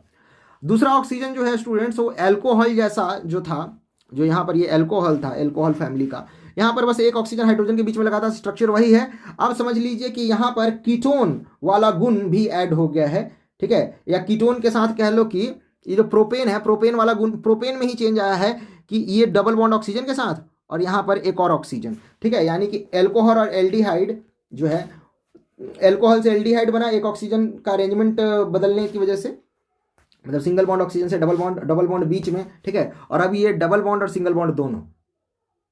उम्मीद है समझ में आ गया होगा। इस संरचना को, यानी कि तीन, अभी तक के चारों में सिर्फ कोई नया पदार्थ ऐड हुआ है ऑक्सीजन, लेकिन अलग अलग तरीके से। तो अब इस संरचना को कार्बोलिक एसिड कहते हैं, ध्यान रखिएगा, इसमें दो ऑक्सीजन होता है और इसका नाम है प्रोपेनोइक एसिड, इसमें OIC शब्द जुड़ जाता है इसके लास्ट में। ये एसिड का गुण रखने लगता है, इसलिए इसके नाम में एसिड भी लगता है, OIC के बाद एसिड भी लिखा जाएगा। तो प्रोपेनोइक एसिड बन जाता है स्टूडेंट्स जब कार्बन के साथ, कार्बन चेन में दो ऑक्सीजन इस तरीके से अरेंज होते हैं, एक डबल बॉन्ड के साथ, एक सिंगल बॉन्ड के साथ, तो ये प्रोपेनोइक एसिड हो गया। उसके बाद स्टूडेंट्स एल्कीन और एल्काइन के बारे में आप पढ़ रखे हो कि अगर कार्बन कार्बन के बीच में डबल बॉन्ड हो जाता है तो उसका नाम परिवर्तित होकर के डबल बॉन्ड के लिए ENE ऐड कर देते हैं, और डबल बॉन्ड के लिए प्रोपेन A था, सब जगह A आपको मिलेगा, ठीक है, सब जगह A मिलेगा, A यहाँ पर E मिलेगा आपको, तो प्रोपीन हो जाता है। और अगर ट्रिपल बॉन्ड होता है तो YNE जुड़ जाता है और नाम प्रोपाइन बन जाता है। वैसे ही बुटेन होगा तो बुटाइन हो जाएगा, मीथेन होगा मिथाइन हो जाएगा, वैसे मीथेन में होगा नहीं। और उम्मीद करते हैं कि यहाँ तक का आपका सारा सफ़र अच्छा गया है, समझ में आया है। यहाँ पर देखते कुछ लिखा हुआ है सिमिलर हाइड्रोकार्बन सीरीज, तो इसी तरह की, जैसे ये 3 कार्बन का है स्टूडेंट्स, वैसे ही बहुत सारी सीरीजेज हैं, इसी को यहाँ पर लिखा गया है। 3 कार्बन में ये तीसरा कार्बन है तो इसे प्रोपेनॉल कह रहे हैं। अगर ये चौथा कार्बन, यही चीज़ जो है वो चौथा कार्बन के रूप में होगा, 3 कार्बन अलग से होंगे तो इसे बुटेनॉल कहेंगे, और अगर 5 कार्बन से होगा तो यही पेंटेनॉल बन जाएगा। तो यही बात यहाँ पर मैंने बताई भी थी कि regardless of length of regardless of its length and nature, मतलब कि इस बात से कोई फर्क नहीं पड़ता इन चीज़ों के जुड़ने से और उनमें आने वाली प्रॉपर्टी के चेंजेस से कि चेन कितनी लंबी है, सब में ये कार्बन चेन में, हाइड्रोकार्बन चेन में ये जुड़ सकते हैं। यहाँ पर लिखा हुआ है have same functional group and just differ by CH2। ये तीनों जो हैं उनका फंक्शनल ग्रुप जो है वो सेम है, और इस ग्रुप का नाम उम्मीद है कि आपको याद होगा, एल्डिहाइड। ये नाम बच्चे बहुत भूल जाते हैं, याद रखना बेटा, ये 4 नाम हैं, ज़्यादा नहीं है, ठीक है। हेल पहला वाला तो है हेलो एल्केन, तो वो तो आपको याद हो जाएगा, हेलो एल्केन में क्लोरीन आता है और ब्रोमीन आता है, ठीक है। उसके बाद है अल्कोहल, एक ऑक्सीजन जुड़ता है, एल्डिहाइड, ए भी ए से है, जिसमें ऑक्सीजन डबल बॉन्डिंग कर लेता है, एक हाइड्रोजन को जो है वो हटाने के बदले ये 2 हाइड्रोजन उसको हटा देता है, एक यहाँ वाले को एक यहाँ वाले को। और कीटोन, कीटोन में ऑक्सीजन जो डबल बॉन्डिंग कर रहा है वो बीच में करने लगता है। उसके बाद है कार्बोलिक एसिड, एसिड बनाने के लिए एक ऑक्सीजन से काम नहीं बनता, ये 2 ऑक्सीजन आपस में जोड़ लेता है, और वो भी शुरू के हिस्से में। तो ये पूरा हिस्सा फिर अब यही, ये जो फैमिली है, ये जो फंक्शनल ग्रुप है स्टूडेंट्स, इसको अगर यहाँ पर जोड़ दिया जाए तो ये स्ट्रक्चर कुछ यूं दिखने लग जाएगा कि यहाँ पर एक और ऑक्सीजन होगा, ठीक है, और उसके बाद यहाँ हाइड्रोजन होगा, और ये ऑक्सीजन डबल बॉन्ड कर लिया, यहाँ ये कर लिया, मतलब कैसे भी कर लो, जरूरी नहीं है कि ऑक्सीजन इधर ही हो, ठीक है, ये इधर भी हो सकता है। उम्मीद है कि बात समझ गए होगे, ठीक है। तो इस तरीके से अब अगर ये ऐसा हो जाएगा कि यहाँ एक ऑक्सीजन और यहाँ एक हाइड्रोजन, तो इसकी संरचना भी अब प्रोपेनोइक एसिड से ये बुटनोइक एसिड में बदल जाएगा। एक बार रोक करके इस बात को समझ लो, ठीक है, कि मैं क्या कहना चाह रहा हूँ। यानी कि ये वाली फैमिली जुड़ी हुई है तो ये प्रोपेनॉल बन रहा है, ये वाली फैमिली जुड़ जाएगी तो यही चीज़ प्रोपेनोइक एसिड बन जाएगी, यही चीज़ यहाँ पर बुटनोइक एसिड बन जाएगी, ये पेंटेनोइक एसिड बन जाएगा, ये नीचे वाला। उम्मीद है बात समझ में आ गया होगा। अब आ जाते हैं स्टूडेंट्स आगे। With increase in molecular mass in any homologous series physical properties changes. कह रहा है कि इस तरीके से जुड़ाव होना तो अच्छी बात है, ये जो नई नई चीज़ें जुड़ रही हैं वो अच्छी बात है, लेकिन यहाँ पर देखो कि ये सीरीज धीरे धीरे लंबी होती जा रही है, और जैसे जैसे ये लंबी होगी तो ये वजन में भारी हो जाएगी, भार हो जाएगा इसका, बढ़ने लगेगा, तो इसकी फिजिकल प्रॉपर्टीज, मतलब इसके जो गुण है, भौतिक गुण, जैसे कि मेल्टिंग पॉइंट, बॉइलिंग पॉइंट, ये सब भी बढ़ने लगेगा, इंक्रीज होने लगेगा, ठीक है। और केमिकल प्रॉपर्टीज लेकिन इसकी सिमिलर रहेंगी, क्योंकि इनका जो फंक्शनल ग्रुप है वो सेम है, इसलिए केमिकल प्रॉपर्टी सेम रहेगा। पर ये जैसे जैसे बड़ी होती जा रही है ना, ऊपर से नीचे आते हुए, वैसे वैसे इनका बॉइलिंग पॉइंट और मेल्टिंग पॉइंट बढ़ता जा रहा है स्टूडेंट्स, बदलता जा रहा है, बढ़ता जा रहा है। चलिए ये तो समझ गए हम, यहाँ तक रिवीजन करने की ज़रूरत है आपको। तो उम्मीद है कि समझ में आ ही गया होगा पॉइंट टू पॉइंट सारा कुछ। अब क्या रह गया पढ़ने के लिए? रह गया स्टूडेंट्स की chemical properties of carbon compound, carbon से बनी हुई चीजों की केमिकल प्रॉपर्टीज। वैसे तो मैंने केमिकल प्रॉपर्टी आपको शुरू में ही पढ़ा दी थी। केमिकल प्रॉपर्टी का मतलब होता है कि बॉन्डिंग करने की क्षमता या दूसरी चीजों के साथ रिएक्ट करने की क्षमता। ठीक है, फिजिकल प्रॉपर्टी में आता है मेल्टिंग बॉइलिंग पॉइंट, और बॉन्डिंग करने की क्षमता, बॉन्डिंग तोड़ने की क्षमता, किसी और चीज को रिएक्ट करवाने की क्षमता, मतलब नई चीजों को बनाने की क्षमता को केमिकल प्रॉपर्टी कहते हैं। तो कार्बन से बनी चीजों का केमिकल प्रॉपर्टी कैसा होता है अब ये इसमें पढ़ेंगे। तो सबसे पहला उनका केमिकल प्रॉपर्टी है कंबशन, दहन। ऑक्सीडेशन रिएक्शन है एक तरह का, क्योंकि दहन का मतलब होता है कि ऑक्सीजन से रिएक्ट कर लेना, उस टाइम ये लोग हीट छोड़ते हैं। तो हम लोग जानते हैं स्टूडेंट्स की कंबशन जब भी होता है तो उसमें से क्या निकलता है, कोई भी चीज़ जलेगा, लकड़ी वगैरह ही जलेगा, वो भी कार्बन कंपाउंड है, लकड़ी भी कार्बन कंपाउंड है, कार्बन यौगिक कार्बन से बना हुआ होता है। तो हीट देगा, लाइट देगा। हमारे गैस में घर में गैस जलता है किचन में, तो वो हमें हीट देता है, लाइट देता है, प्रकाश और ऊष्मा देता है। और वो कैसे देता है ये, तो कार्बन जो है वो ऑक्सीजन के साथ ऐड हो जाता है और कार्बन डाइऑक्साइड बनाता है, और कार्बन डाइऑक्साइड जब बनता है उस समय हीट और लाइट की उत्पत्ति अपने आप हो जाती है उस रिएक्शन, उस जुड़ाव की वजह से, और इस तरीके से वो हीट और लाइट देता है, कंबशन रिएक्शन। तो इसकी पहली केमिकल प्रॉपर्टी है ऑक्सीडेशन रिएक्शन करना, और इस दौरान ये हीट और लाइट भी देता है, और नई चीज़ जो बनाता है वो कार्बन डाइऑक्साइड है। कार्बन सिर्फ जुड़ेगा ऑक्सीजन के साथ तो कार्बन डाइऑक्साइड बनाएगा, लेकिन CH4 नाम का पदार्थ जो कि एक गैस है, वो जब ऑक्सीजन के साथ जुड़ेगा तो स्टूडेंट्स वो दो चीज़ें बनाएगा, कार्बन डाइऑक्साइड तो बनाएगा साथ में पानी भी बनाएगा, क्योंकि यहाँ पर हाइड्रोजन जो है वो कहाँ जाएगा, तो वो हाइड्रोजन ऑक्सीजन के साथ रिएक्शन करके पानी का भी निर्माण करेगा, और साथ में हीट और लाइट आपको जैसे मिलना चाहिए वैसे मिल।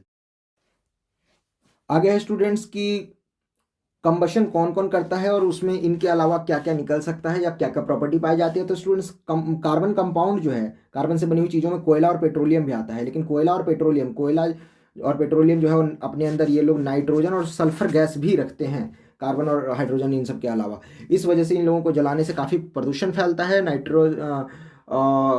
नाइट्रिक और सल्फ्यूरिक एसिड बनने के चांसेस होते हैं या बनते हैं। अगली प्रॉपर्टी है स्टूडेंट्स की, जब कार्बन के कंपाउंड जलते हैं और कार्बन के वो कंपाउंड जो गैस की अवस्था में पाए जाते हैं, जब वो लोग जलते हैं तो वो ज्वाला उत्पन्न करते हैं। ज्वाला क्या है, फ्लेम क्या है, तो देखिए एक खाना बनता है हीटर पे, हीटर में कोई फ्लेम नहीं होता, जबकि गैस चूल्हे पर जो खाना बनता है उसमें लौ होती है गैस की। लकड़ी जब जलता है तो लौ के रूप में जलता है, लेकिन वही लकड़ी जब जल चुका होता है तो सिर्फ लाल दिखाई देता है, हीट निकल रहा होता है उससे, बट उसमें लौ नहीं होती। तो लौ तब होती है उस सब पदार्थ में होती है जब पदार्थ गैसियस यानी गैस अवस्था में होता है और जलता है। कोयला बना कैसे है, तो कोयला बना है स्टूडेंट्स धरती पर आज से अरबों साल पहले पाए जाने वाले ट्रीज से, फर्न्स से और पौधों से। इन तीनों का नाम सिर्फ रट लीजिए, ये पौधों की प्रजातियां हैं, छोटे बड़े ऐसे पौधे। उसके बाद स्टूडेंट्स जो ऑयल और गैस है वो बना हुआ है सी में पाए जाने वाले प्लांट्स और एनिमल्स से। स्टूडेंट्स जब सेचुरेटेड हाइड्रोकार्बन जलता है ना, सेचुरेटेड मतलब कि ऐसे कार्बन्स का चेन जिनके बीच कार्बन कार्बन सिंगल बॉन्ड है, ये जब जलता है तो हमेशा क्लीन और ब्लू फ्लेम देता है। ब्लू फ्लेम का मतलब है यहाँ पर कि नीली लौ, और कहते हैं कि नीली लाइट जो है उसमें जो वेव लेंथ है उसकी वो बहुत जो है वो छोटी होती है, उसमें एनर्जी ज़्यादा होता है, और इसीलिए कई बार पूछा भी जाता है। वैसे ये 8th का कॉन्सेप्ट है कि, लेकिन पूछ सकते हैं 10th में आपसे, 8th के बाद ही जा रहे हो ना 10th में का एग्जाम देने, पूछ सकते हैं कि जो गोल्ड स्मिथ है वो किस लॉ का इस्तेमाल करता है गोल्ड्स वगैरह ऑर्नामेंट्स को मेल्ट करने के लिए, तो ब्लू फ्लेम का इस्तेमाल करता है। खैर, वहीं पर स्टूडेंट्स अगर कार्बन कार्बन के बीच में डबल बॉन्ड पाया जाता है तो वहां पर ब्लू फ्लेम नहीं होता है, वहां पर फ्लेम जो होता है वो येलो रंग का होता है, पीले रंग का होता है, या ब्लैक धुएं के साथ वो फ्लेम देता है। काला हो जाएगा आपका बर्तन अगर कार्बन कार्बन के बीच में डबल या ट्रिपल बॉन्ड है या अनसेचुरेटेड कार्बन आप जला रहे हैं तो। आगे बढ़ते हैं स्टूडेंट्स, आगे है ऑक्सीडेशन। तो ऑक्सीडेशन तो वैसे हमने पढ़ लिया, लेकिन ऑक्सीडेशन से दो मतलब निकलता है यहाँ पर। उस ऑक्सीडेशन को कंबशन कह देंगे जिसमें कि हीट और लाइट का जन्म हो रहा है, और जिसको जलाने का पर्पज सिर्फ हीट और लाइट प्राप्त करना है, ये भी एक इसकी पहचान हो सकती है। लेकिन ऑक्सीडेशन उसे भी कहेंगे जिसमें हीट और लाइट तो नहीं मिल रहा, बट ऑक्सीजन ऐड हो रहा है। ऑक्सीजन के ऐड होने को ऑक्सीडेशन कहा जाता है। यहाँ पर देखिए ये एक हाइड्रोजन को पीछे करके और एक ऑक्सीजन बीच में घुसा हुआ है, तो आपको पता है कि एल्कोहल फैमिली का हो गया और इसे एथेनॉल कहेंगे। एथेनॉल कहेंगे क्योंकि दो कार्बन है। मीथेन के बाद इथीन, याद होगा मीथेन इथेन, तो दूसरे नंबर पर इथीन आ गया। सिंगल बॉन्ड है तो एल, और ओ एल जुड़ा है क्योंकि ये एल्कोहल ग्रुप का ये पार्ट ऐड हो गया। इसमें कई बार ऑक्सीजन एक और ऐड करवा देते हैं, तो एक ऑक्सीजन जो आता है वो बेचारा इस हिस्से में, सॉरी, इस और इस हाइड्रोजन को हटा देता है और खुद जो है इन हाइड्रोजन्स की जगह यहाँ पे ऑक्सीजन जो है अलग जाता है और कार्बन के साथ डबल बॉन्डिंग कर लेता है कुछ इस तरह का। और अब यही पदार्थ बदल जाता है इस तरह की चीज में जिसको कि हम कहते हैं कार्बोलिक एसिड। स्टूडेंट्स, एक ऑक्सीजन जो है ऐड होकर के कार्बोलिक एसिड बना देता है, और ये कार्बोलिक एसिड का कौन सा रूप है, तो एथेनोइक एसिड है। एथेनोइक इसलिए कहेंगे क्योंकि ये इथेन से बना हुआ है। मीथेन से बनेगा मिथेनोइक एसिड होगा, और प्रोपेन से बनेगा तो ऊपर आपने पढ़ा था कि ये प्रोपेनोइक एसिड होगा। उम्मीद करते हैं कि ये क्लियर हो गया है। वेल स्टूडेंट्स, आगे प्रोसीड करते हैं। तो ऑक्सीडेशन रिएक्शन का एक उदाहरण है ये मात्र, कि इसमें कैसे ऑक्सीजन, कार्बन के कंपाउंड में ऑक्सीजन ऐड होगा तो क्या बनेगा। तो कार्बन के कंपाउंड में ऑक्सीजन अगर ऐड होता है तो अगर वो इथेनॉल है तो इथेनॉल से एथेनोइक एसिड में बदल जाएगा। इथेनोइक एसिड जो है वो कार्बोलिक एसिड का एक ग्रुप है। कार्बोलिक एसिड, हर वो एसिड कार्बोलिक एसिड है जिसमें कि दो ऑक्सीजन एक कार्बन के साथ इस तरीके से बॉन्ड बनाते हो, कार्बोलिक एसिड का ग्रुप है। तो वो एथेनोइक हो सकता है, मेथेनोइक हो सकता है, प्रोपेनोइक हो सकता है, बुटनोइक हो सकता है, कोई सा भी हो सकता है। स्टूडेंट्स, बात करें अगर इनके फॉर्मूलों की, तो बड़े तरीके से इनके फॉर्मूले लिखे गए हैं, जिसको समझने का तरीका ये है कि CH3 मतलब कि शुरुआत में इन तीनों की बात की गई, उसके बाद ये CH2 इस तरीके से इसकी बात की गई, और लास्ट के OH की बात इस तरीके से कही गई। इसको लिखा गया ऐसे, जिसको इस तरीके से भी लिखा जा सकता है कि डायरेक्ट कार्बन की संख्या 2, हाइड्रोजन की संख्या 3 और यहाँ 2 और 1 ये, तो टोटल हाइड्रोजन की संख्या हो गई 6 और ऑक्सीजन की संख्या हो गई 8। कुछ इस तरीके से भी लिख सकते हैं, बट ये इस तरीके से नहीं लिखा हुआ है, तो इस तरीके से भी लिखा जा सकता है। बच्चों को कई बार इसे पढ़ने या समझने में लगता है कि कई सारे फॉर्मूले एक साथ लिखे हुए हैं, तो ऐसा नहीं है, तो इसी वजह से मैंने ये लिख दिया है। उम्मीद है कि ये बात क्लियर होगा। वैसे ही एथेनोइक एसिड का जो फॉर्मूला है वो ये है स्टूडेंट्स। इसके साथ जो है जब एथेनोइक एसिड का जन्म हो रहा होता है, एथेनोइक एसिड बन रहा होता है, तो स्टूडेंट्स एक पानी भी बनता है एथेनोइक एसिड के अलावा, क्योंकि देखिए इसमें O2 अगर आप ऐड करते हैं तो एक ऑक्सीजन तो आपका यहाँ चला गया, लेकिन जब ये ऑक्सीजन जुड़ा तो यहाँ पर और यहाँ पर पाया जाने वाला हाइड्रोजन गायब हो गया। तो ये हाइड्रोजन इस ऑक्सीजन में से एक ऑक्सीजन तो आपका यहाँ जुड़ गया, एक ऑक्सीजन जो बच जाएगा वो इन दोनों हाइड्रोजन के साथ मिल करके दो हाइड्रोजन, ये दोनों हाइड्रोजन और एक ऑक्सीजन H2O बना लेगा, जो कि पानी में बदल जाएगा। तो जब ऑक्सीडेशन रिएक्शन होता है कार्बन कंपाउंड में, तो कार्बोलिक एसिड में उसका परिवर्तन होता है, ठीक है, और उसके साथ पानी का जन्म होता है, पानी बनता है। अगर पहली बार ऑक्सीजन करोगे, मान लो यहाँ ऑक्सीजन नहीं है, तो पहली बार में यहाँ ऑक्सीजन जुड़ेगा, दूसरी बार में एक और ऑक्सीजन जुड़ जाएगा। इस तरीके से ये रिएक्शंस होते हैं। उम्मीद है समझ में आ गया होगा। उसके बाद स्टूडेंट्स, ऑक्सीजन इसमें जोड़ने के लिए तरीका जो अपनाया जाता है, तो इसको रिएक्ट करवाते हैं कुछ ऐसे पदार्थों के साथ जो इसमें ऑक्सीजन जोड़ने में सक्षम हैं, और इस तरह के पदार्थों को ऑक्सीडाइजिंग एजेंट या ऑक्सीकारक कहा जाता है। नाम याद रखिएगा, इस तरह के पदार्थों को ऑक्सीकारक कहते हैं।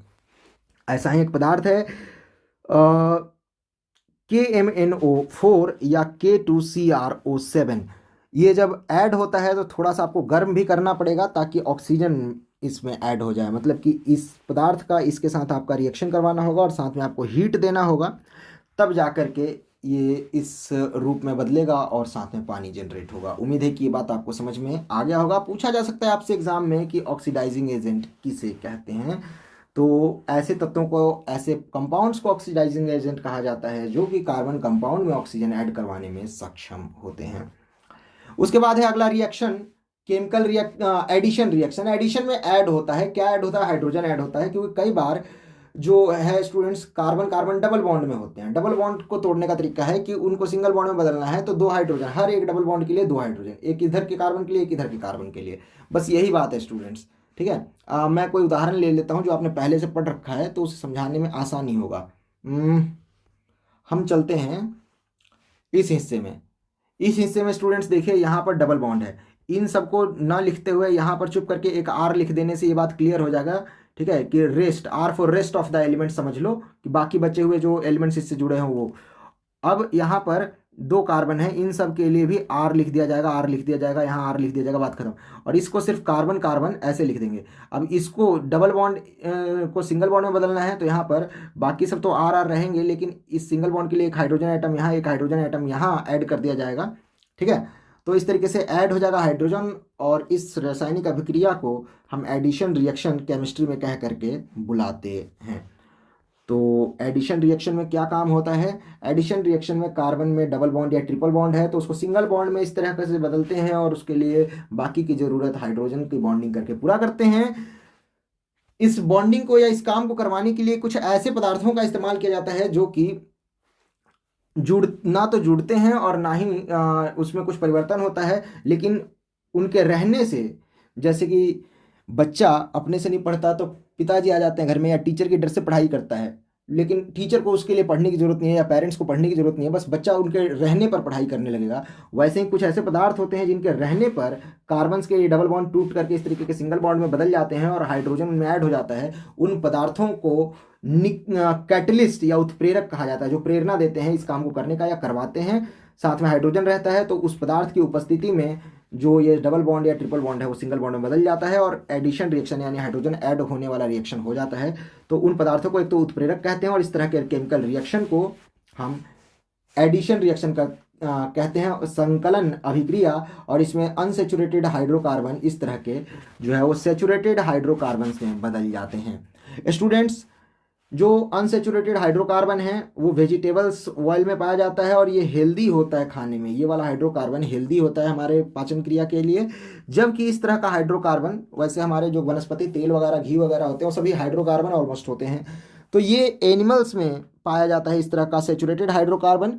सेचुरेटेड फैटी एसिड भी इसे कई बार कहते हैं, और ये एनिमल्स फैट या ऑयल में पाया जाता है और ये अनहेल्दी होता है खाने में, पकाने में, कुक करने में वगैरह। ठीक है, तो कई बार ये बात भी पूछते हैं कि what is the health benefits of saturated unsaturated hydrocarbons over saturated hydrocarbons, यानी कि असंतृप्त हाइड्रोकार्बन्स का स्वास्थ्य की दृष्टि से क्या लाभ है। उम्मीद करते हैं कि ये भी समझ में आ गया होगा। उसके बाद अब लास्ट तरह का रिएक्शन जो है कार्बन के बीच वो है स्टूडेंट सब्स्टिट्यूशन रिएक्शन या प्रतिस्थापन रासायनिक अभिक्रिया। प्रतिस्थापन रासायनिक अभिक्रिया में ये होता है कि एक हाइड्रोकार्बन जो है, जैसे CH4 जो कि बनने में कुछ ऐसा होगा, CH और H, मीथेन की बात कर रहे हैं हम यहाँ पर। तो स्टूडेंट्स, ये मीथेन में से एक हाइड्रोजन जो है वो गायब हो जाएगा।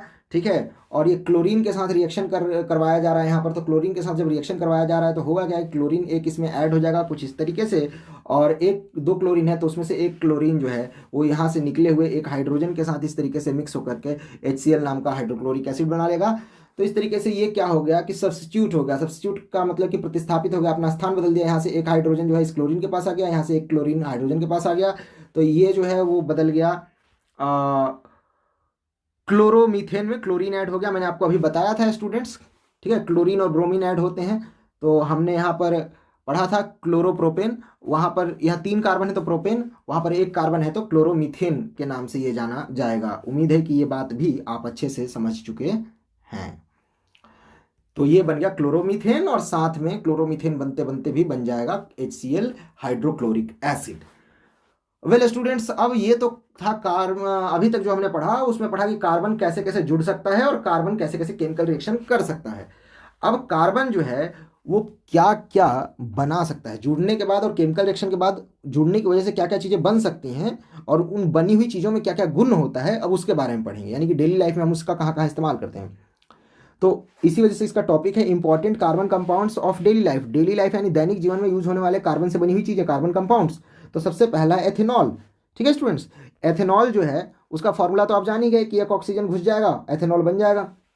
एथेनॉल का नाम है एल्कोहल, मतलब पूरी फैमिली का नाम इसी ने ले लिया। वैसे तो एल्कोहल सिर्फ OH की ग्रुप का नाम है, लेकिन एथेनॉल को ही ज़्यादातर आम दुनिया में लोग एथेनॉल को ही एल्कोहल कह देते हैं, शराब कह देते हैं। अच्छा, इसके कई कारण हैं, क्योंकि ज़्यादातर शराब के रूप में एथेनॉल ही लोग पीते हैं। ठीक है, एल्कोहल कह के।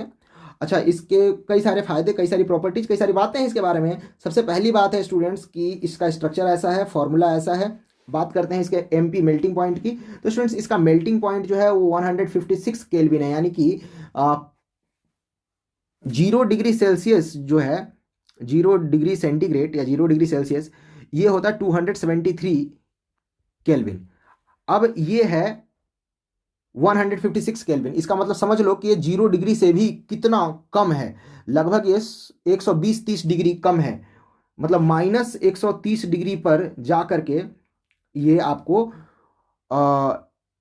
जमेगा या लिक्विड अवस्था में मिलेगा एथेनॉल, जिसको अल्कोहल कह सकते हैं। अच्छा, ये उबलेगा कब? तो उबलेगा आपका 351 केल्विन पे, यानी कि लगभग ये उबलेगा आपको 80-82 डिग्री सेंटीग्रेड टेम्परेचर पे। ठीक है, 82 या 80 नहीं 84 डिग्री से, मतलब पानी से पहले ये उबल जाएगा। ठीक है। अच्छा, उसके बाद ये मेन काम क्या करता है? ये जलने का काम करता है। इसकी बर्निंग पॉइंट्स जो है, बॉइलिंग पॉइंट बहुत कम है ना, इसी वजह से काफ़ी तेज़ी से जलता है, काफ़ी अच्छे तरीके से जलता है, काफ़ी मात्रा में हीट और लाइट प्रोड्यूस करता है। बात करें स्टूडेंट्स कि इसका यूज़ कहाँ कहाँ करते हैं, तो इसका यूज़ करते हैं use in making of alcoholic drinks, शराब वगैरह बनाने में इसका इस्तेमाल करते हैं। ये पीने से इसको नशा होता है। ठीक है। और बात करते हैं इसके बनाने का, तो एक तो शराब बनाने में इस्तेमाल होता है, दवाइयों को बनाने में इस्तेमाल होता है। ठीक है। उसमें से 2 दवाइयों के नाम हैं, टिंचर आयोडीन और कफ सिरप। ठीक है। दवाई पीने के बाद भी आपको कभी कभी नशा आता होगा, तो कहते हैं ना कि दवाई पी लिया भाई नशा आ गया, तो इसी वजह से, क्योंकि उसमें अल्कोहल की मात्रा रहती है। अल्कोहल क्यों इस्तेमाल करते हैं स्टूडेंट्स? तो इसका कारण है कि ये बहुत अच्छे से चीज़ों को अपने अंदर घोल सकता है। पानी जैसे चीज़ों को अपने अंदर घोल लेता है ना, अल्कोहल और तेज़ी से अपने अंदर चीज़ों को घोल पाता है, इसी वजह से। अच्छा, इसके बारे में लिखा हुआ है कि कॉज ड्रंकनेस, इसको पीने से नशा होता है। सॉल्युबल इन H2O, पानी में अच्छे से मिक्स हो जाती है। तो जो लोग ठेके के आसपास बैठते हैं, वो किसी लैब के साइंटिस्ट की तरह मिक्स करते हैं इसे, पता ही होगा आपको, देखा होगा नाप करके। तो मिक्स जो करते हैं वो पानी होता है, ये पानी में बहुत अच्छे से मिक्स हो सकता है। खैर, प्योर एथेनॉल जो है, ठीक है, वो लेथल हो सकता है, जानलेवा हो सकता है, घातक हो सकता है आपके लिए। मत पीना बेटा कभी भी, उन्हीं लोगों को पीने दो। अच्छा, प्योर एथेनॉल को एब्सोल्यूट अल्कोहल या परिशुद्ध अल्कोहल भी कहा जाता है। तो ये भी पूछा जा सकता है कि ये किसे कहते हैं, परिशुद्ध अल्कोहल या एब्सोल्यूट अल्कोहल। अच्छा, अब बात करते हैं कि एथेनॉल रिएक्शन कैसे कैसे करता है। तो देखिए, ये रहा एथेनॉल। ठीक है। एथेनॉल को अगर आप सोडियम नाम के सॉल्ट, सोडियम क्लोराइड, जिससे हमारा टेबल सॉल्ट यानी रोज खाने वाला नमक बना होता है, उसके सिर्फ सोडियम नाम के पार्टिकल के साथ रिएक्शन करवा देते हैं, तो सोडियम जो है वो पॉजिटिव आयन होता है। सोडियम के पास लास्ट में एक इलेक्ट्रॉन होता है जो वो कहीं छोड़ रखा है, मान लीजिए छोड़ रखा है, तो पॉजिटिव तो है नहीं, तो उस सॉरी नेगेटिव इलेक्ट्रॉन होता है, नेगेटिव तो है नहीं, उसने छोड़ दिया, तो उस नेगेटिव के बदले का जो पॉजिटिव है उसका चार्ज उस सोडियम पे दिखता है। अब इस तरह का सोडियम आयन अगर इससे जुड़ जाएगा, तो वो जो है वो जुड़ेगा कुछ इस तरीके से। ठीक है। वो जो सोडियम आयन जुड़ेगा, वो जो इलेक्ट्रॉन मान लो देना था उसे, ये सोडियम के पास अपना जो इलेक्ट्रॉन है, वो इलेक्ट्रॉन जो है वो देगा किसे? तो इस हाइड्रोजन को मान लीजिए कि इसने हटा दिया, और ये ऑक्सीजन को जो एक इलेक्ट्रॉन चाहिए था, जो हाइड्रोजन के साथ वो मिल बांट के ले रहा था, वो सोडियम से डायरेक्टली अपने पास ले लेगा। मतलब एक तो होता है इलेक्ट्रॉन साझा करना, है ना, इलेक्ट्रॉन साझा करना, और एक होता है इलेक्ट्रॉन पूरा ले लेना। तो सोडियम जो है वो अपना पूरा इलेक्ट्रॉन ऑक्सीजन को दे देगा, और इस वजह से हाइड्रोजन खिसक जाएगा बेचारा, सोडियम इसमें ऐड हो जाएगा। सोडियम अपना इलेक्ट्रॉन दे देगा, तो सोडियम पे आ जाएगा पॉजिटिव चार्ज, ऑक्सीजन इलेक्ट्रॉन ले लेगा, उस पर आ जाएगा नेगेटिव चार्ज। इस तरीके से दोनों आयनिक बॉन्डिंग यहाँ पे कर लेंगे। तो इतने दूर तो कोवैलेंट बॉन्डिंग हो रही थी, यहाँ पर आयनिक बॉन्डिंग होने लगेगी, और इस तरीके से ये जो नया पदार्थ बनेगा, इसको हम कहेंगे सोडियम एथो ऑक्साइड। और इस दौरान जो नई चीज़ बनेगी, एक और चीज़ बनेगी, वो होगा हाइड्रोजन गैस। ठीक है, evolution of gas, hydrogen gas, hydrogen gas इसमें से निकलेगा। अच्छा,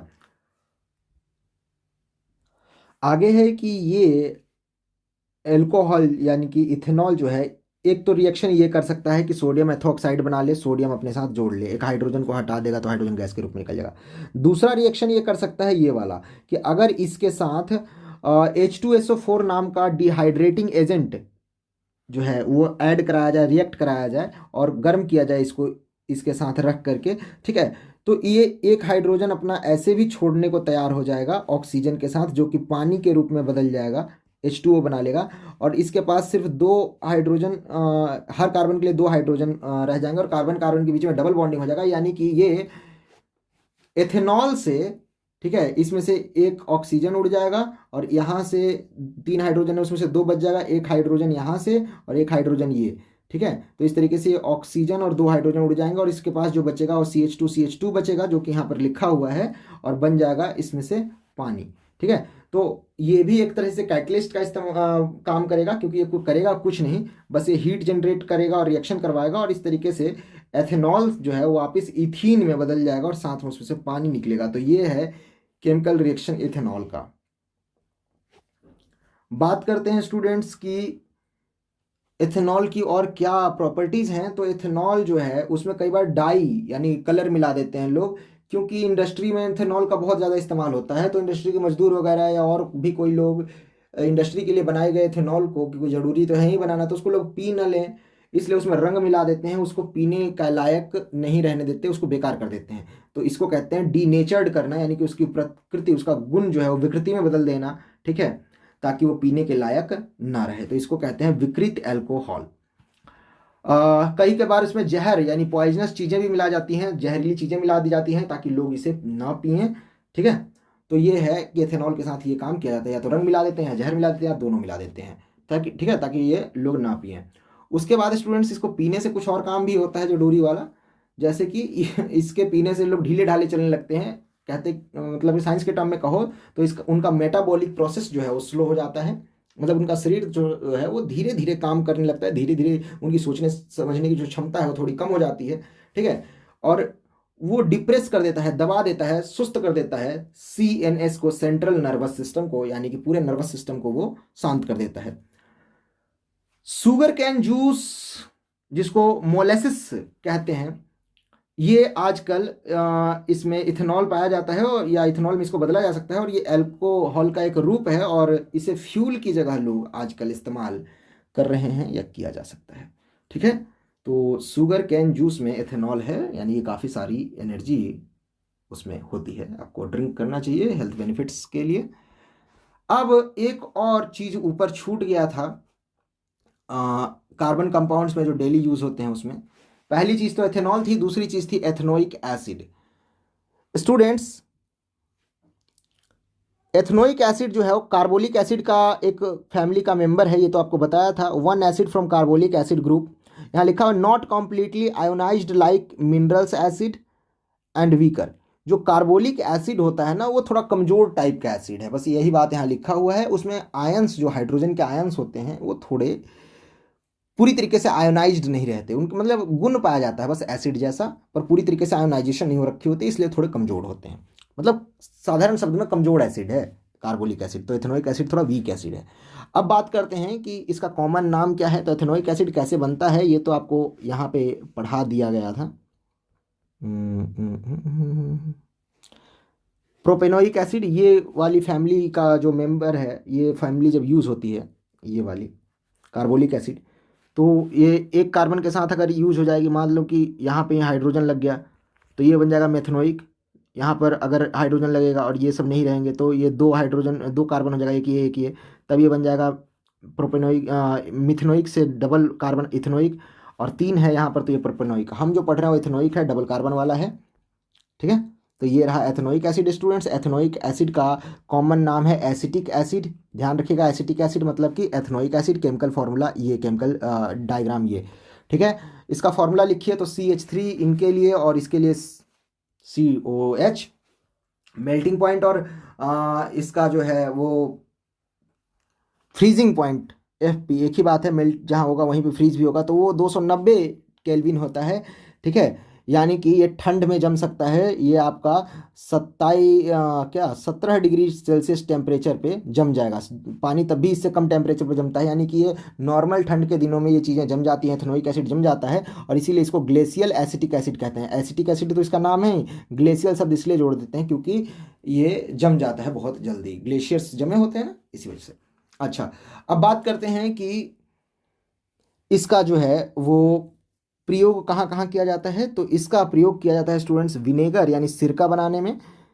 3 से 4% एथेनोइक एसिड या एसिटिक एसिड अगर आप पानी में मिला देते हैं, ठीक है, तो इससे आपका विनेगर तैयार हो जाएगा। और विनेगर जो है, सिरका जो है, वो कई बार खानों वगैरह, चाउमीन वगैरह में इस्तेमाल करते हैं। उसके अलावा इसका प्रिजर्वेटिव यानी परिरक्षक के रूप में इस्तेमाल किया जाता है। परिरक्षक वो चीज़ें होती हैं जो भोजन को बचाती हैं सड़ने गलने से, खराब होने से। ठीक है। तो परिरक्षक के रूप में भी विनेगर का इस्तेमाल करते हैं जिसमें कि एथेनोइक एसिड होता है। बात करते हैं स्टूडेंट्स अगर कि एथेनोइक एसिड रिएक्शन कैसे करता है, कहाँ कहाँ करता है, तो वो बातें कुछ यूं हैं स्टूडेंट्स की reactions of ethanoic acid. Ethanoic acid जो है वो अल्कोहल के साथ रिएक्शन कर सकता है, जो अभी आपने इधर पढ़ा, ठीक है। अल्कोहल के साथ रिएक्शन कर लेगा आपका, ये पूरा सिस्टम इसके साथ रिएक्शन कर लेगा, ठीक है। ये बात यहाँ कहा गया है, कैसे करेगा दिखाता हूँ आपको। तो reaction with ethanoic acid, ethanoic acid जो है वो रिएक्शन अल्कोहल के साथ करेगा तो क्या बनाएगा, इसमें कुछ कैटलिस्ट चाहिए। कैटलिस्ट आपको बताया था कि ऐसी चीज़ें होती हैं जो रिएक्शन खुद नहीं करती लेकिन करवा देती हैं। तो कैटलिस्ट के उपस्थिति में ये रिएक्शन होता है और इससे बनने वाला पदार्थ का नाम है ईस्टर, ठीक है। अब ये रिएक्शन देखिए, ये रहा आपका एथेनोइक एसिड, ठीक है। उसके बाद ये रहा आपका अल्कोहल, और इसमें हो क्या रहा है कि यहाँ से ये दो OH और यहाँ से ये एक H, ठीक है, ये दोनों बेचारे रूट करके भाग जा रहे हैं और भागने के बाद ये बना ले रहे हैं H2O। ये तो क्लियर हो गया। उसके बाद स्टूडेंट्स यहाँ पर ये जो H है, H वाला ये जो हिस्सा है, ये समझ लो कि बिल्कुल ऐसा फ्लिप हो गया और ये H जो है वो इसके इस C से जा करके, सॉरी माय मिस्टेक स्टूडेंट्स, यहाँ पर इस C को इस, ये O तो चलो इसका चला गया पानी बनने, लेकिन ये वाला O आकर के यहाँ पर ऐसे ऐड हो जाएगा, कनेक्ट हो जाएगा। तो ये हिस्सा, इतने दूर का ये हिस्सा कुछ यूं रहा और ये वाला हिस्सा जो है वो इस सिरे से यहाँ पर जुड़ा हुआ है यूं, समझ में आ गया। ये यहाँ पर यूं जुड़ा हुआ है, ये बिल्कुल पलट गया है, रिवर्स हो गया है, ये रिवर्स होकर के जुड़ा हुआ है इस हिस्से में। और ये जो नई पदार्थ बनी इसको हम कहते हैं ईस्टर। ये बड़ा सुगंधित होता है, तरह तरह का इसका अरेंजमेंट होगा, जैसे यहाँ 2 कार्बन है, 4 कार्बन वाले भी हो सकते हैं, 6 कार्बन वाले भी हो सकते हैं, और इस तरह के पदार्थ को ईस्टर कहते हैं। ईस्टर जो होता है ना बच्चों, इसमें बहुत स्वीट स्मेल होता है, मृदु सुगंध होता है। इसका इस्तेमाल करते हैं परफ्यूम बनाने में और फ्लावर वगैरह जैसी चीज़ें, खुशबूदार चीज़ें बनानी हैं, ठीक है, तो उसमें भी इसका इस्तेमाल करते हैं, ठीक है। सेंट वगैरह समझ लो बनाने के लिए, या ऐसी कोई भी चीज़ जिसमें फ्लेवर डालना है, जैसे कि आप सुनते हो ना कि वैनिला फ्लेवर वाली आइसक्रीम, स्ट्रॉबेरी फ्लेवर वाली आइसक्रीम, तो ये फ्लेवर्स वगैरह बनाने में ईस्टर केमिकल का इस्तेमाल किया जाता है। ये तो था स्टूडेंट्स इसका पहला रिएक्शन। दूसरा रिएक्शन जो है वो कुछ यूं है कि ये जो ईस्टर बन गया, इसके साथ अगर आप सोडियम हाइड्रो ऑक्साइड जो अल्कलाई है, क्षार है, यानी कि नमक पानी में घुला हुआ एक क्षार है, बेस है, उसका रिएक्शन अगर आप करवा देते हैं, ठीक है, तो वापस से एक काम हो जाएगा। वापस से काम होगा ये कि स्टूडेंट्स आपका ये अल्कोहल दोबारा से यहाँ पर मिल जाएगा, ठीक है। लेकिन लेकिन इस दौरान ये वाला हिस्सा समझ लीजिए कि आपका अल्कोहल में बदल गया, ठीक है, और ये वाला जो हिस्सा है ये बदल जाएगा आपका साबुन में। ये जो फॉर्मूला है ये साबुन का फॉर्मूला है, इसको हम सोडियम सॉल्ट कहेंगे कार्बोलिक एसिड का। कार्बोलिक एसिड इतना दूर रह गया, सोडियम इसमें ऐड हो गया, तो जब मेटल और नॉन मेटल का ये पूरा ग्रुप ऐड होता है तो आपको पता है कि सॉल्ट बनता है, तो ये सोडियम का सॉल्ट कहलाएगा, क्योंकि इसमें सोडियम नाम का मेटल जो है वो पार्ट ले रहा है सॉल्ट बनाने में। तो ये सोडियम सॉल्ट बन गया स्टूडेंट्स, और यही सोप है, यही सोप है, साबुन है, साबुन का यह फॉर्मूला है, ठीक है। इसमें कार्बन चेन अलग अलग हो सकती है पर बनने का तरीका यही रहेगा। अब इसका जो नेचर होगा वो एक तो सॉलिड भी हो सकता है और दूसरा लिक्विड भी हो सकता है। अगर ये सॉलिड होगा, ठीक है, तो कार्बन की चेन चाहे जितनी लंबी हो, ये तो आपको पता है, ये जनरल फॉर्मूला है इसका। उसके अलावा लास्ट में कार्बोलिक एसिड होगा और सोडियम के आयंस होंगे। अगर सोडियम के बदले यहाँ पर पोटेशियम के पोटेशियम यूज कर लिया जाए तो स्टूडेंट्स ये तब लिक्विड फॉर्म में दिखाई देगा, और उसके अलावा बाकी के जो कार्बोलिक एसिड्स के ग्रुप हैं वो एज इट इज रहेंगे। तो उम्मीद है कि ये आपको समझ में आ गया होगा कि किस तरीके से साबुन बनता है, और साबुन दो अवस्थाओं लिक्विड और सॉलिड किन किन कारणों से पाया जाता है। अगर इसमें सोडियम सॉल्ट का इस्तेमाल किया गया है इस तरह से तो ये सॉलिड बनेगा, लेकिन अगर सोडियम के बदले पोटेशियम का इस्तेमाल करते तो ये लिक्विड बन जाता। अगला टॉपिक है स्टूडेंट्स की तीसरा रिएक्शन एथनोइक एसिड का, कि अगर वो सोडियम हाइड्रोक्साइड जो कि बेस है, ठीक है, उसके साथ अभी जो यहाँ पे रिएक्शन किया था, ये ऊपर में सोडियम हाइड्रोक्साइड जिसके साथ अभी यहाँ पे रिएक्शन करवाया गया था, ध्यान से देखिएगा, यहाँ सिमिलर चीज़ें हो रही हैं इसलिए कन्फ्यूजन हो सकता है। तो ये सोडियम हाइड्रोक्साइड के साथ यहाँ रिएक्शन कराया गया था, लेकिन जिसका रिएक्शन कराया गया था वो ईस्टर था। ईस्टर में एक तरफ आपका एथेनोइक एसिड और एक तरफ आपका अल्कोहल जुड़ा हुआ था। अल्कोहल वापस यहाँ अल्कोहल के रूप में निकल गया और ये बन गया सोप में। ठीक है, सोप एक तरीके से और बन सकता है। यहाँ पर ईस्टर के बदले आप डायरेक्ट एथेनॉल का इस्तेमाल कीजिए। ये जो एथेनॉल है आपका, इसका डायरेक्ट इस्तेमाल कीजिए। तो ये एथेनॉल नहीं, ethanoic acid, sorry, ethanoic acid का यहाँ पर डायरेक्ट इस्तेमाल किया गया है और डायरेक्टली इसमें जो है वो सोडियम हाइड्रोक्साइड यानी बेस का जो है रिएक्शन करवा रहे हैं एथेनोइक एसिड के साथ। और ये देखिए वापस से CH3, जो कि यहाँ पर ये स्ट्रक्चर है, इसका फॉर्म नाम है CH3 COO और Na में बदल जा रहा है, जो कि जिसको हम कह करके बुलाएंगे सोडियम एथोनेट, सोडियम एथोनेट स्टूडेंट्स, या सोडियम एसीटेट भी, क्योंकि सोडियम एसिटिक एसिड के साथ, इसका नाम एसिटिक एसिड है तो सोडियम सॉल्ट इसके साथ मिल करके नया चीज़ बना रहा है, तो इसके लिए इसको सोडियम एथोनेट या सोडियम एसीटेट भी कहेंगे। तो ये सोडियम एसीटेट या सोप जो है वो बन जा रहा है। तो सोप दो तरीके से बनना यहाँ पर बताया जा रहा है, एक तो अल्कोहल मिक्स जो कि ईस्टर था उससे, और एक डायरेक्ट एथेनोइक एसिड से सोप बन रहा है। जब एथेनोइक एसिड से सोप बनता है तो उसके साथ ऑक्सीजन का जन्म होता है, जबकि जब ईस्टर के साथ सोप बनता है तो उसके साथ अल्कोहल का जन्म होता है, अल्कोहल अलग से बनता है। उम्मीद है कि ये रिएक्शन भी समझ में आ गया होगा। उसके अलावा नेक्स्ट रिएक्शन है स्टूडेंट्स कि एथेनोइक एसिड कार्बोनेट्स और हाइड्रोजन कार्बोनेट्स के साथ जब रिएक्शन करते हैं तो क्या देते हैं। तो कार्बोनेट आप समझते हैं स्टूडेंट्स, हाइड्रोजन कार्बोनेट या सोडियम कार्बोनेट। तो ये सोडियम कार्बोनेट है, कार्बोनेट CO3 का जो कॉम्बिनेशन, CO2 को कार्बन डाइऑक्साइड और CO3 को कार्बोनेट कहते हैं। इसके साथ कई बार दूसरी चीज़ें भी ऐड हो रखी होती है, जैसे यहाँ सोडियम है, ठीक है, और सोडियम के साथ यहाँ साथ में हाइड्रोजन भी है, तो सोडियम हाइड्रोजन कार्बोनेट ये कहलाएगा, ये सोडियम कार्बोनेट कहलाएगा। तो इस तरह के पदार्थ जब एथेनोइक एसिड से जुड़ते हैं तो नई नई चीज़ों का जन्म होता है स्टूडेंट्स। ये एसिड है और उसका रिएक्शन दिखाया गया है मेटल कार्बोनेट के साथ और मेटल हाइड्रोजन कार्बोनेट के साथ, जो कि आपने थर्ड चैप्टर में, मेटल नॉन मेटल वाले चैप्टर में जरूर पढ़ा होगा।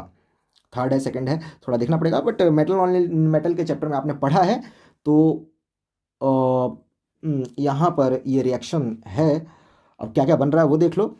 तो स्टूडेंट्स यहाँ पर जो बन रहा है वो है फिर से ऊपर वाली चीज़ें। यहाँ पर भी आपका बन रहा है सोडियम एथेनोएट या सोडियम एसीटेट, जिसके 2 मॉलिक्यूल बन रहे हैं, ठीक है, साथ में वाटर और कार्बन डाइऑक्साइड। और जब सोडियम हाइड्रोजन कार्बोनेट रिएक्ट कर रहा है तब बन रहा है एक मॉलिक्यूल सोप का और साथ में बन रहा है वाटर और कार्बन डाइऑक्साइड फिर से, ठीक है। तो ये बात भी क्लियर हो गया होगा। इसके बाद यहाँ पर एक बात और लिखा हुआ है कि जैसे अल्कोहल इथेनॉल को कहते हैं, मिथेनॉल भी ठीक इसी तरीके से बन सकता है, बस उसमें एक कार्बन रहेगा और उसका कंजम्पशन आपको अंधा कर सकता है, ब्लाइंडनेस ला सकता है, और लीवर में जाने के बाद मेथेनॉल जो है वो जम जाता है, लीवर को जमा देता है, ठीक है, उसके प्रोटोप्लाज्म को जमा देता है, जिसकी वजह से आपको की मृत्यु हो सकती है, आपका डेथ हो सकता है। तो इसीलिए मेथेनॉल को जहरीला शराब कहते हैं और आपने कई बार न्यूज़ में सुना होगा कि जहरीली शराब पीने से इतने लोगों की मौत हो गई। अब लास्ट टॉपिक है स्टूडेंट्स इस चैप्टर का, सोप्स एंड डिटर्जेंट्स। उसके बाद ये चैप्टर समाप्त हो जाएगा। तो स्टूडेंट्स सोप्स जो है वो बने होते हैं, तो आपको बता ही दिया कि कार्बन के 3, ठीक है, और ये कार्बोलिक एसिड का ग्रुप होगा, ये चेन कितना भी लंबा हो सकता है, ठीक है। ये रहे आपके फॉर्मूले स्टूडेंट्स, ठीक है। तो यहाँ पर CH3 तो इनके लिए हो गया, इसके बीच में इस हिस्से में कार्बन हाइड्रोजन इस तरीके से, यहाँ पर हाइड्रोजन नहीं होगा, सिर्फ ऊपर नीचे कार्बन फिर हाइड्रोजन। ये चैन बहुत लंबी हो सकती है, तो इस चैन में एक कार्बन और हाइड्रोजन ठीक दुगना है, तो इसी के लिए C और H2 इसकी n संख्या, मतलब यहाँ 2 है, 4 भी हो सकता है, 6 भी हो सकता है, उम्मीद है बात समझ में गए होंगे, और ये नहीं भी हो सकता है, ठीक है। तो ये होगा और उसके बाद ये कार्बोलिक एसिड का ग्रुप होगा, फिर सोडियम होगा या इसके बदले K पोटेशियम हो सकता है, और इस तरीके से सोप का, साबुन का एक मॉलिक्यूल बन जाता है। साबुन के हर एक मॉलिक्यूल में स्टूडेंट्स ये बात देखी जाती है कि उसके एक सिरे पर जो है वो पॉजिटिव चार्ज होता है सोडियम का, ठीक है, जिस यानी कि यहाँ पर आयनिक बॉन्डिंग हो रखी होती है, और इसको आयनिक एंड कहा जाता है, जबकि बाकी चेन की बहुत लंबी श्रृंखला होती है और इसको कार्बन चेन कहते हैं, ठीक है। कार्बन चेन वाला जो हिस्सा होता है वो जल से विराग करता है, जल से विराग करता है, यानी कि जल से नफरत करता है। ठीक है, पानी से नफरत करता है, पानी से ये सिरा दूर भागता है। और ये वाला जो सिरा है इसको कई बार हेड कहते हैं, इसको हाइड्रोफिलिक एंड कहते हैं। जल रागी, रागी मतलब प्रेम, प्यार, लव। सॉरी, मैं फीलिंग्स में चला गया था। तो आ, ठीक है, हाइड्रोफिलिक एंड कहा जाता है। और ये जो है वो, उम्मीद है समझ में आ गया होगा। बस इतना ही चाहिए, बाकी तो ठीक ही है, पेपर आपका ठीक चला जाएगा। आगे ये है कि इंटरेक्ट्स विद ऑयल। तो जो ये हिस्सा है ना, इसकी बनावट अब ऐसी है कि ये मैल को क्यों साफ करता है, ये भी तो सवाल आता है ना, मैल को क्यों साफ करता है, साबुन से मैल क्यों साफ हो जाता है। तो साबुन की सर जी बनावट ऐसी है कि साबुन के जो कण होते हैं उसमें दो लोग होते हैं, वो दोनों आपस में एक दूसरे से उनकी जमती नहीं। एक का गुण होता है वो कहता है कि मेरे को तो पानी चाहिए नहीं, एक कहता है नहीं मेरे को तो पानी ही चाहिए। तो होता क्या है कि इसका नाम पहले तो बता ही दे रहा हूं दोबारा से, कि इसको हम कहते हैं कि हाइड्रोफिलिक एंड जलरागी सिरा, और हाइड्रोफोबिक। और चुड़ैल वुड़ैल से डरते हैं ना, तो फोबिक, फोबिया मतलब भय, डर। ठीक है, तो डर से दुश्मनी या विराग, द्वेष उत्पन्न हो जाता है। जिस चीज से हम डरते हैं उससे नफरत करने लगते हैं, विराग हो जाता है। शुद्ध हिंदी है ना, ये थोड़ा सा डिफिकल्ट हो सकता है समझने के लिए। तो मैं, मेरी जो कोशिश है भाई यही समझाने की कोशिश है, ज़्यादा दूर तक मत जाना। चलिए भी, जा गए हो तो वापस आ जा। खैर, हम वापस चैप्टर में आते हैं। तो ये अब बात है कि साबुन, और ये पक्का एग्जाम में पूछता है कि साबुन कैसे काम करता है। इसको कहते हैं कि साबुनीकरण की अभिक्रिया बताइए। ठीक है, सोपनिफिकेशन, अब बच्चे कई बार स्पोनिफिकेशन बोल देते हैं। शोप है, शोप मीन साबुन, शोपनिफिकेशन बताइए कैसे काम करता है। तो देखिए, इस हिस्से को कुछ यूं दिखाया गया है। मैं ये नोट थोड़ा सा जूम इन कर दे रहा हूँ। तो इस हिस्से को कुछ यूं दिखाया गया है, ये कार्बन चेन इस तरीके से पूंछ के रूप में दिखाया गया, ये हेड है। ठीक है, अच्छा, अभी ये जो है, इसमें जो पानी से डरने वाले हिस्से हैं ना, वो सभी गैंग बना लेते हैं कि भाई, और बाहर वालों को बाहर कर देते हैं। जो पानी से प्रेम करते हैं, पानी की तरफ आकर्षित होते हैं, उनको बाहर कर दिया जाता है। और जो पानी की तरफ पानी से, पानी की तरफ वाले को, पानी को चाहने वाले पानी की तरफ घूम जाते हैं, और पानी को नहीं चाहने वाले आपस में घूम जाते हैं। क्योंकि सर्फ जब पानी में डाला जाएगा, मान लो कि एक बकेट है, इसमें पानी है और इसमें हमने सर्फ डाल दिया, साबुन डाल दिया, साबुन डाल दिया, सर्फ नहीं, सर्फ की बात बाद में करेंगे, साबुन डाल दिया। तो साबुन डालने पे क्या होगा ना, या साबुन को कपड़े में डाल दिया, मतलब कुछ भी ऐसा, पानी और साबुन एक साथ हो गए, तो साबुन के वो कण जो पानी के टच में रहना चाहते हैं वो बाहर की तरफ आ जाते हैं, और वो कण जो पानी के टच में नहीं रहना चाहते वो अंदर की तरफ आ जाते हैं। ये अंदर वाले कण अपने आप को छुपाने की जगह ढूंढते हैं, और वो अपनी आप को छुपाते हैं कहाँ, तो मैल के बीच में। तो यहाँ पर इस डायग्राम में ये दिखाया गया है कि मान लो कि ये ग्रीस है या तेल है या मैल है। ठीक है, तो ये साबुन के, ये जो डार्क वाले जगह है ना, वो इसका हेड है, और जो लाइट वाला जगह है जिसमें कलर नहीं भरा हुआ, वो इसका टेल है। तो टेल जो है वो इस कण के अंदर खुद को छुपाना चाहेगा कुछ इस तरीके से। तो ये छुपाएगा तो ये सारे के सारे क्या करेंगे कि इस कण को चारों तरफ से घेर लेंगे। अब ऐसे में क्या होता है कि ये कण जो है इसको छोड़ना पड़ जाता है, वो हिस्सा जो कि इसका कपड़े के साथ लगा हुआ था। तो इस वजह से ये जो कण है वो अपने आप को पानी से बचाने के चक्कर में इसके इर्द गिर्द लिपट जाते हैं, जाके चिपक जाते हैं, और इस तरीके से ये उसको पूरी तरीके से घेर लेते हैं, और वो खुद को पानी से बचा पाते हैं। इस दौरान, इस प्रक्रिया में, ये जो धूल का कण है, जो जिसमें तेल का गुण होना चाहिए, कि धूल के कण से ये सारा काम जल्दी नहीं होता, तेल से ये बेहतर होता है। यहाँ पर तो डर्ट और ऑयल दोनों मैंने लिख दिया है, बट सही बात है कि ज़्यादातर काम ये ऑयल से होगा, क्योंकि ऑयल भी पानी से नफरत करता है ना। तो ये ऑयली चीज़ों को क्या इर्द गिर्द चिपक जाते हैं, और इस तरीके से ऑयली चीज़ को कपड़े से अलग कर देते हैं। और फिर पानी से जब हम धोते हैं तो ये जो है, ये लुढ़कता लुढ़कता पानी से के साथ घुल करके कपड़े से धुल जाता है, अलग हो जाता है, और इस तरीके से हमारा कपड़ा जो है वो साफ हो जाता है। इस संरचना को स्टूडेंट्स मीसेल कहते हैं, ध्यान रखिएगा। इसको हम, ये जो बन गया इसको मीसेल कहा जाता है, ये मीसेल है। ठीक है, structure of soap molecule inside water, पानी के अंदर सोप के जो कण है वो इस तरह के बन जाते हैं। इसी वजह से पानी में बुलबुले वगैरह भी जो दिखाई देते हैं वो इसी वजह से होते हैं। अब बात करते हैं स्टूडेंट्स सर्फ की। तो जब साबुन था तो सर्फ की जरूरत क्यों पड़ी। तो स्टूडेंट्स, कई बार ऐसा होता है कि हमारा पानी खारा होता है, थोड़ा सा पानी खारा होने की वजह से साबुन उसमें काम नहीं करता, साबुन जो है वो खारे पानी में काम नहीं करता। ठीक है, तब जरूरत पड़ती है डिटर्जेंट्स की, यानी कि सर्फ की। ठीक है, तो स्टूडेंट्स, डिटर्जेंट्स में क्या होता है कि स्टूडेंट्स, जो डिटर्जेंट है उसकी बनावट सर्फ जो है अपमार्जक जिसको कह रहे हैं डिटर्जेंट्स, उसकी बनावट सोप से थोड़ी अलग होती है। बाकी तो कार्बन चेन जैसे है वैसे कार्बन चेन, या आर से डिनोट किया गया है कार्बन चेन को, इस हिस्से को। तो कार्बन चेन तो कार्बन चेन जैसी ही रहती है, लेकिन आगे का हिस्सा थोड़ा सा इनसे डिफरेंट रहता है। या तो उसमें sodium salt with sulphuric acid, ये इस तरीके से H2SO4 टाइप ये वगैरह रहता है। इसको हम कहेंगे sodium salt with sulphuric acid. ठीक है, अभी विशेष डिटेल नहीं है आपकी बुक में और ना ही ज़रूरत है। ठीक है, या फिर इनके साथ क्लोरीन ऐड हो रखा होता है और साथ में नाइट्रोजन, जो कि अमोनिया बनाने में काम आता है, तो इसीलिए इसको कहते हैं अमोनियम सॉल्ट विथ क्लोराइड्स।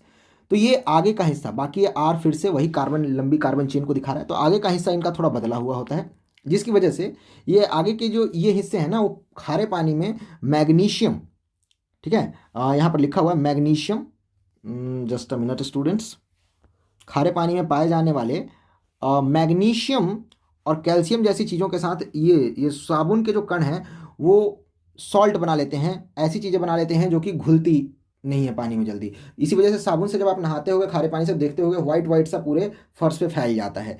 तो उस तरह की चीज़ें जो हैं वो सर्फ यानी डिटर्जेंट्स नहीं बनाती हैं। ठीक है, और इस वजह से वो कपड़े को अच्छे से साफ कर पाती हैं। और बाकी ये वाला जो हिस्सा है ये तो मेन रोल प्ले करता ही है मैल को निकालने का, क्योंकि इसको पानी से नफरत होता है। ठीक है, तो ये इस साबुन में भी होता है और ये हिस्सा सर्फ में भी होता है जो कि मैल को निकाल लेता है। बाकी ये वाले हिस्से हो गए जो कि पानी से प्रेम करते हैं, तो ये आयन है, ये भी पानी से प्रेम करेगा, यहाँ पर भी चार्ज है तो ये भी पानी से प्रेम करेगा और ये पानी की तरफ हो जाएगा। तो इस तरीके से ये दोनों चीज़ें हैं और दोनों काम करती हैं। उम्मीद है कि दोनों अच्छे से समझ में आ गया होगा स्टूडेंट्स। और डिटर्जेंट्स यानी कि इस केमिकल फार्मूले का इस्तेमाल किया जाता है शैम्पू वगैरह बनाने में, और कपड़ों को साफ रखने वाली चीज़ों को बनाने में, क्लॉथ क्लीनिंग प्रोडक्ट्स बनाने में। आई होप कि ये लेक्चर आपके लिए बेनिफिशियल रहा होगा। जैसा भी हो, अब तो ये हो गया, उम्मीद करते हैं कि आपका पेपर बस बेहतर जाए। मिलते हैं इन फ्यूचर स्टूडेंट्स। ठीक है, तब तक के लिए जय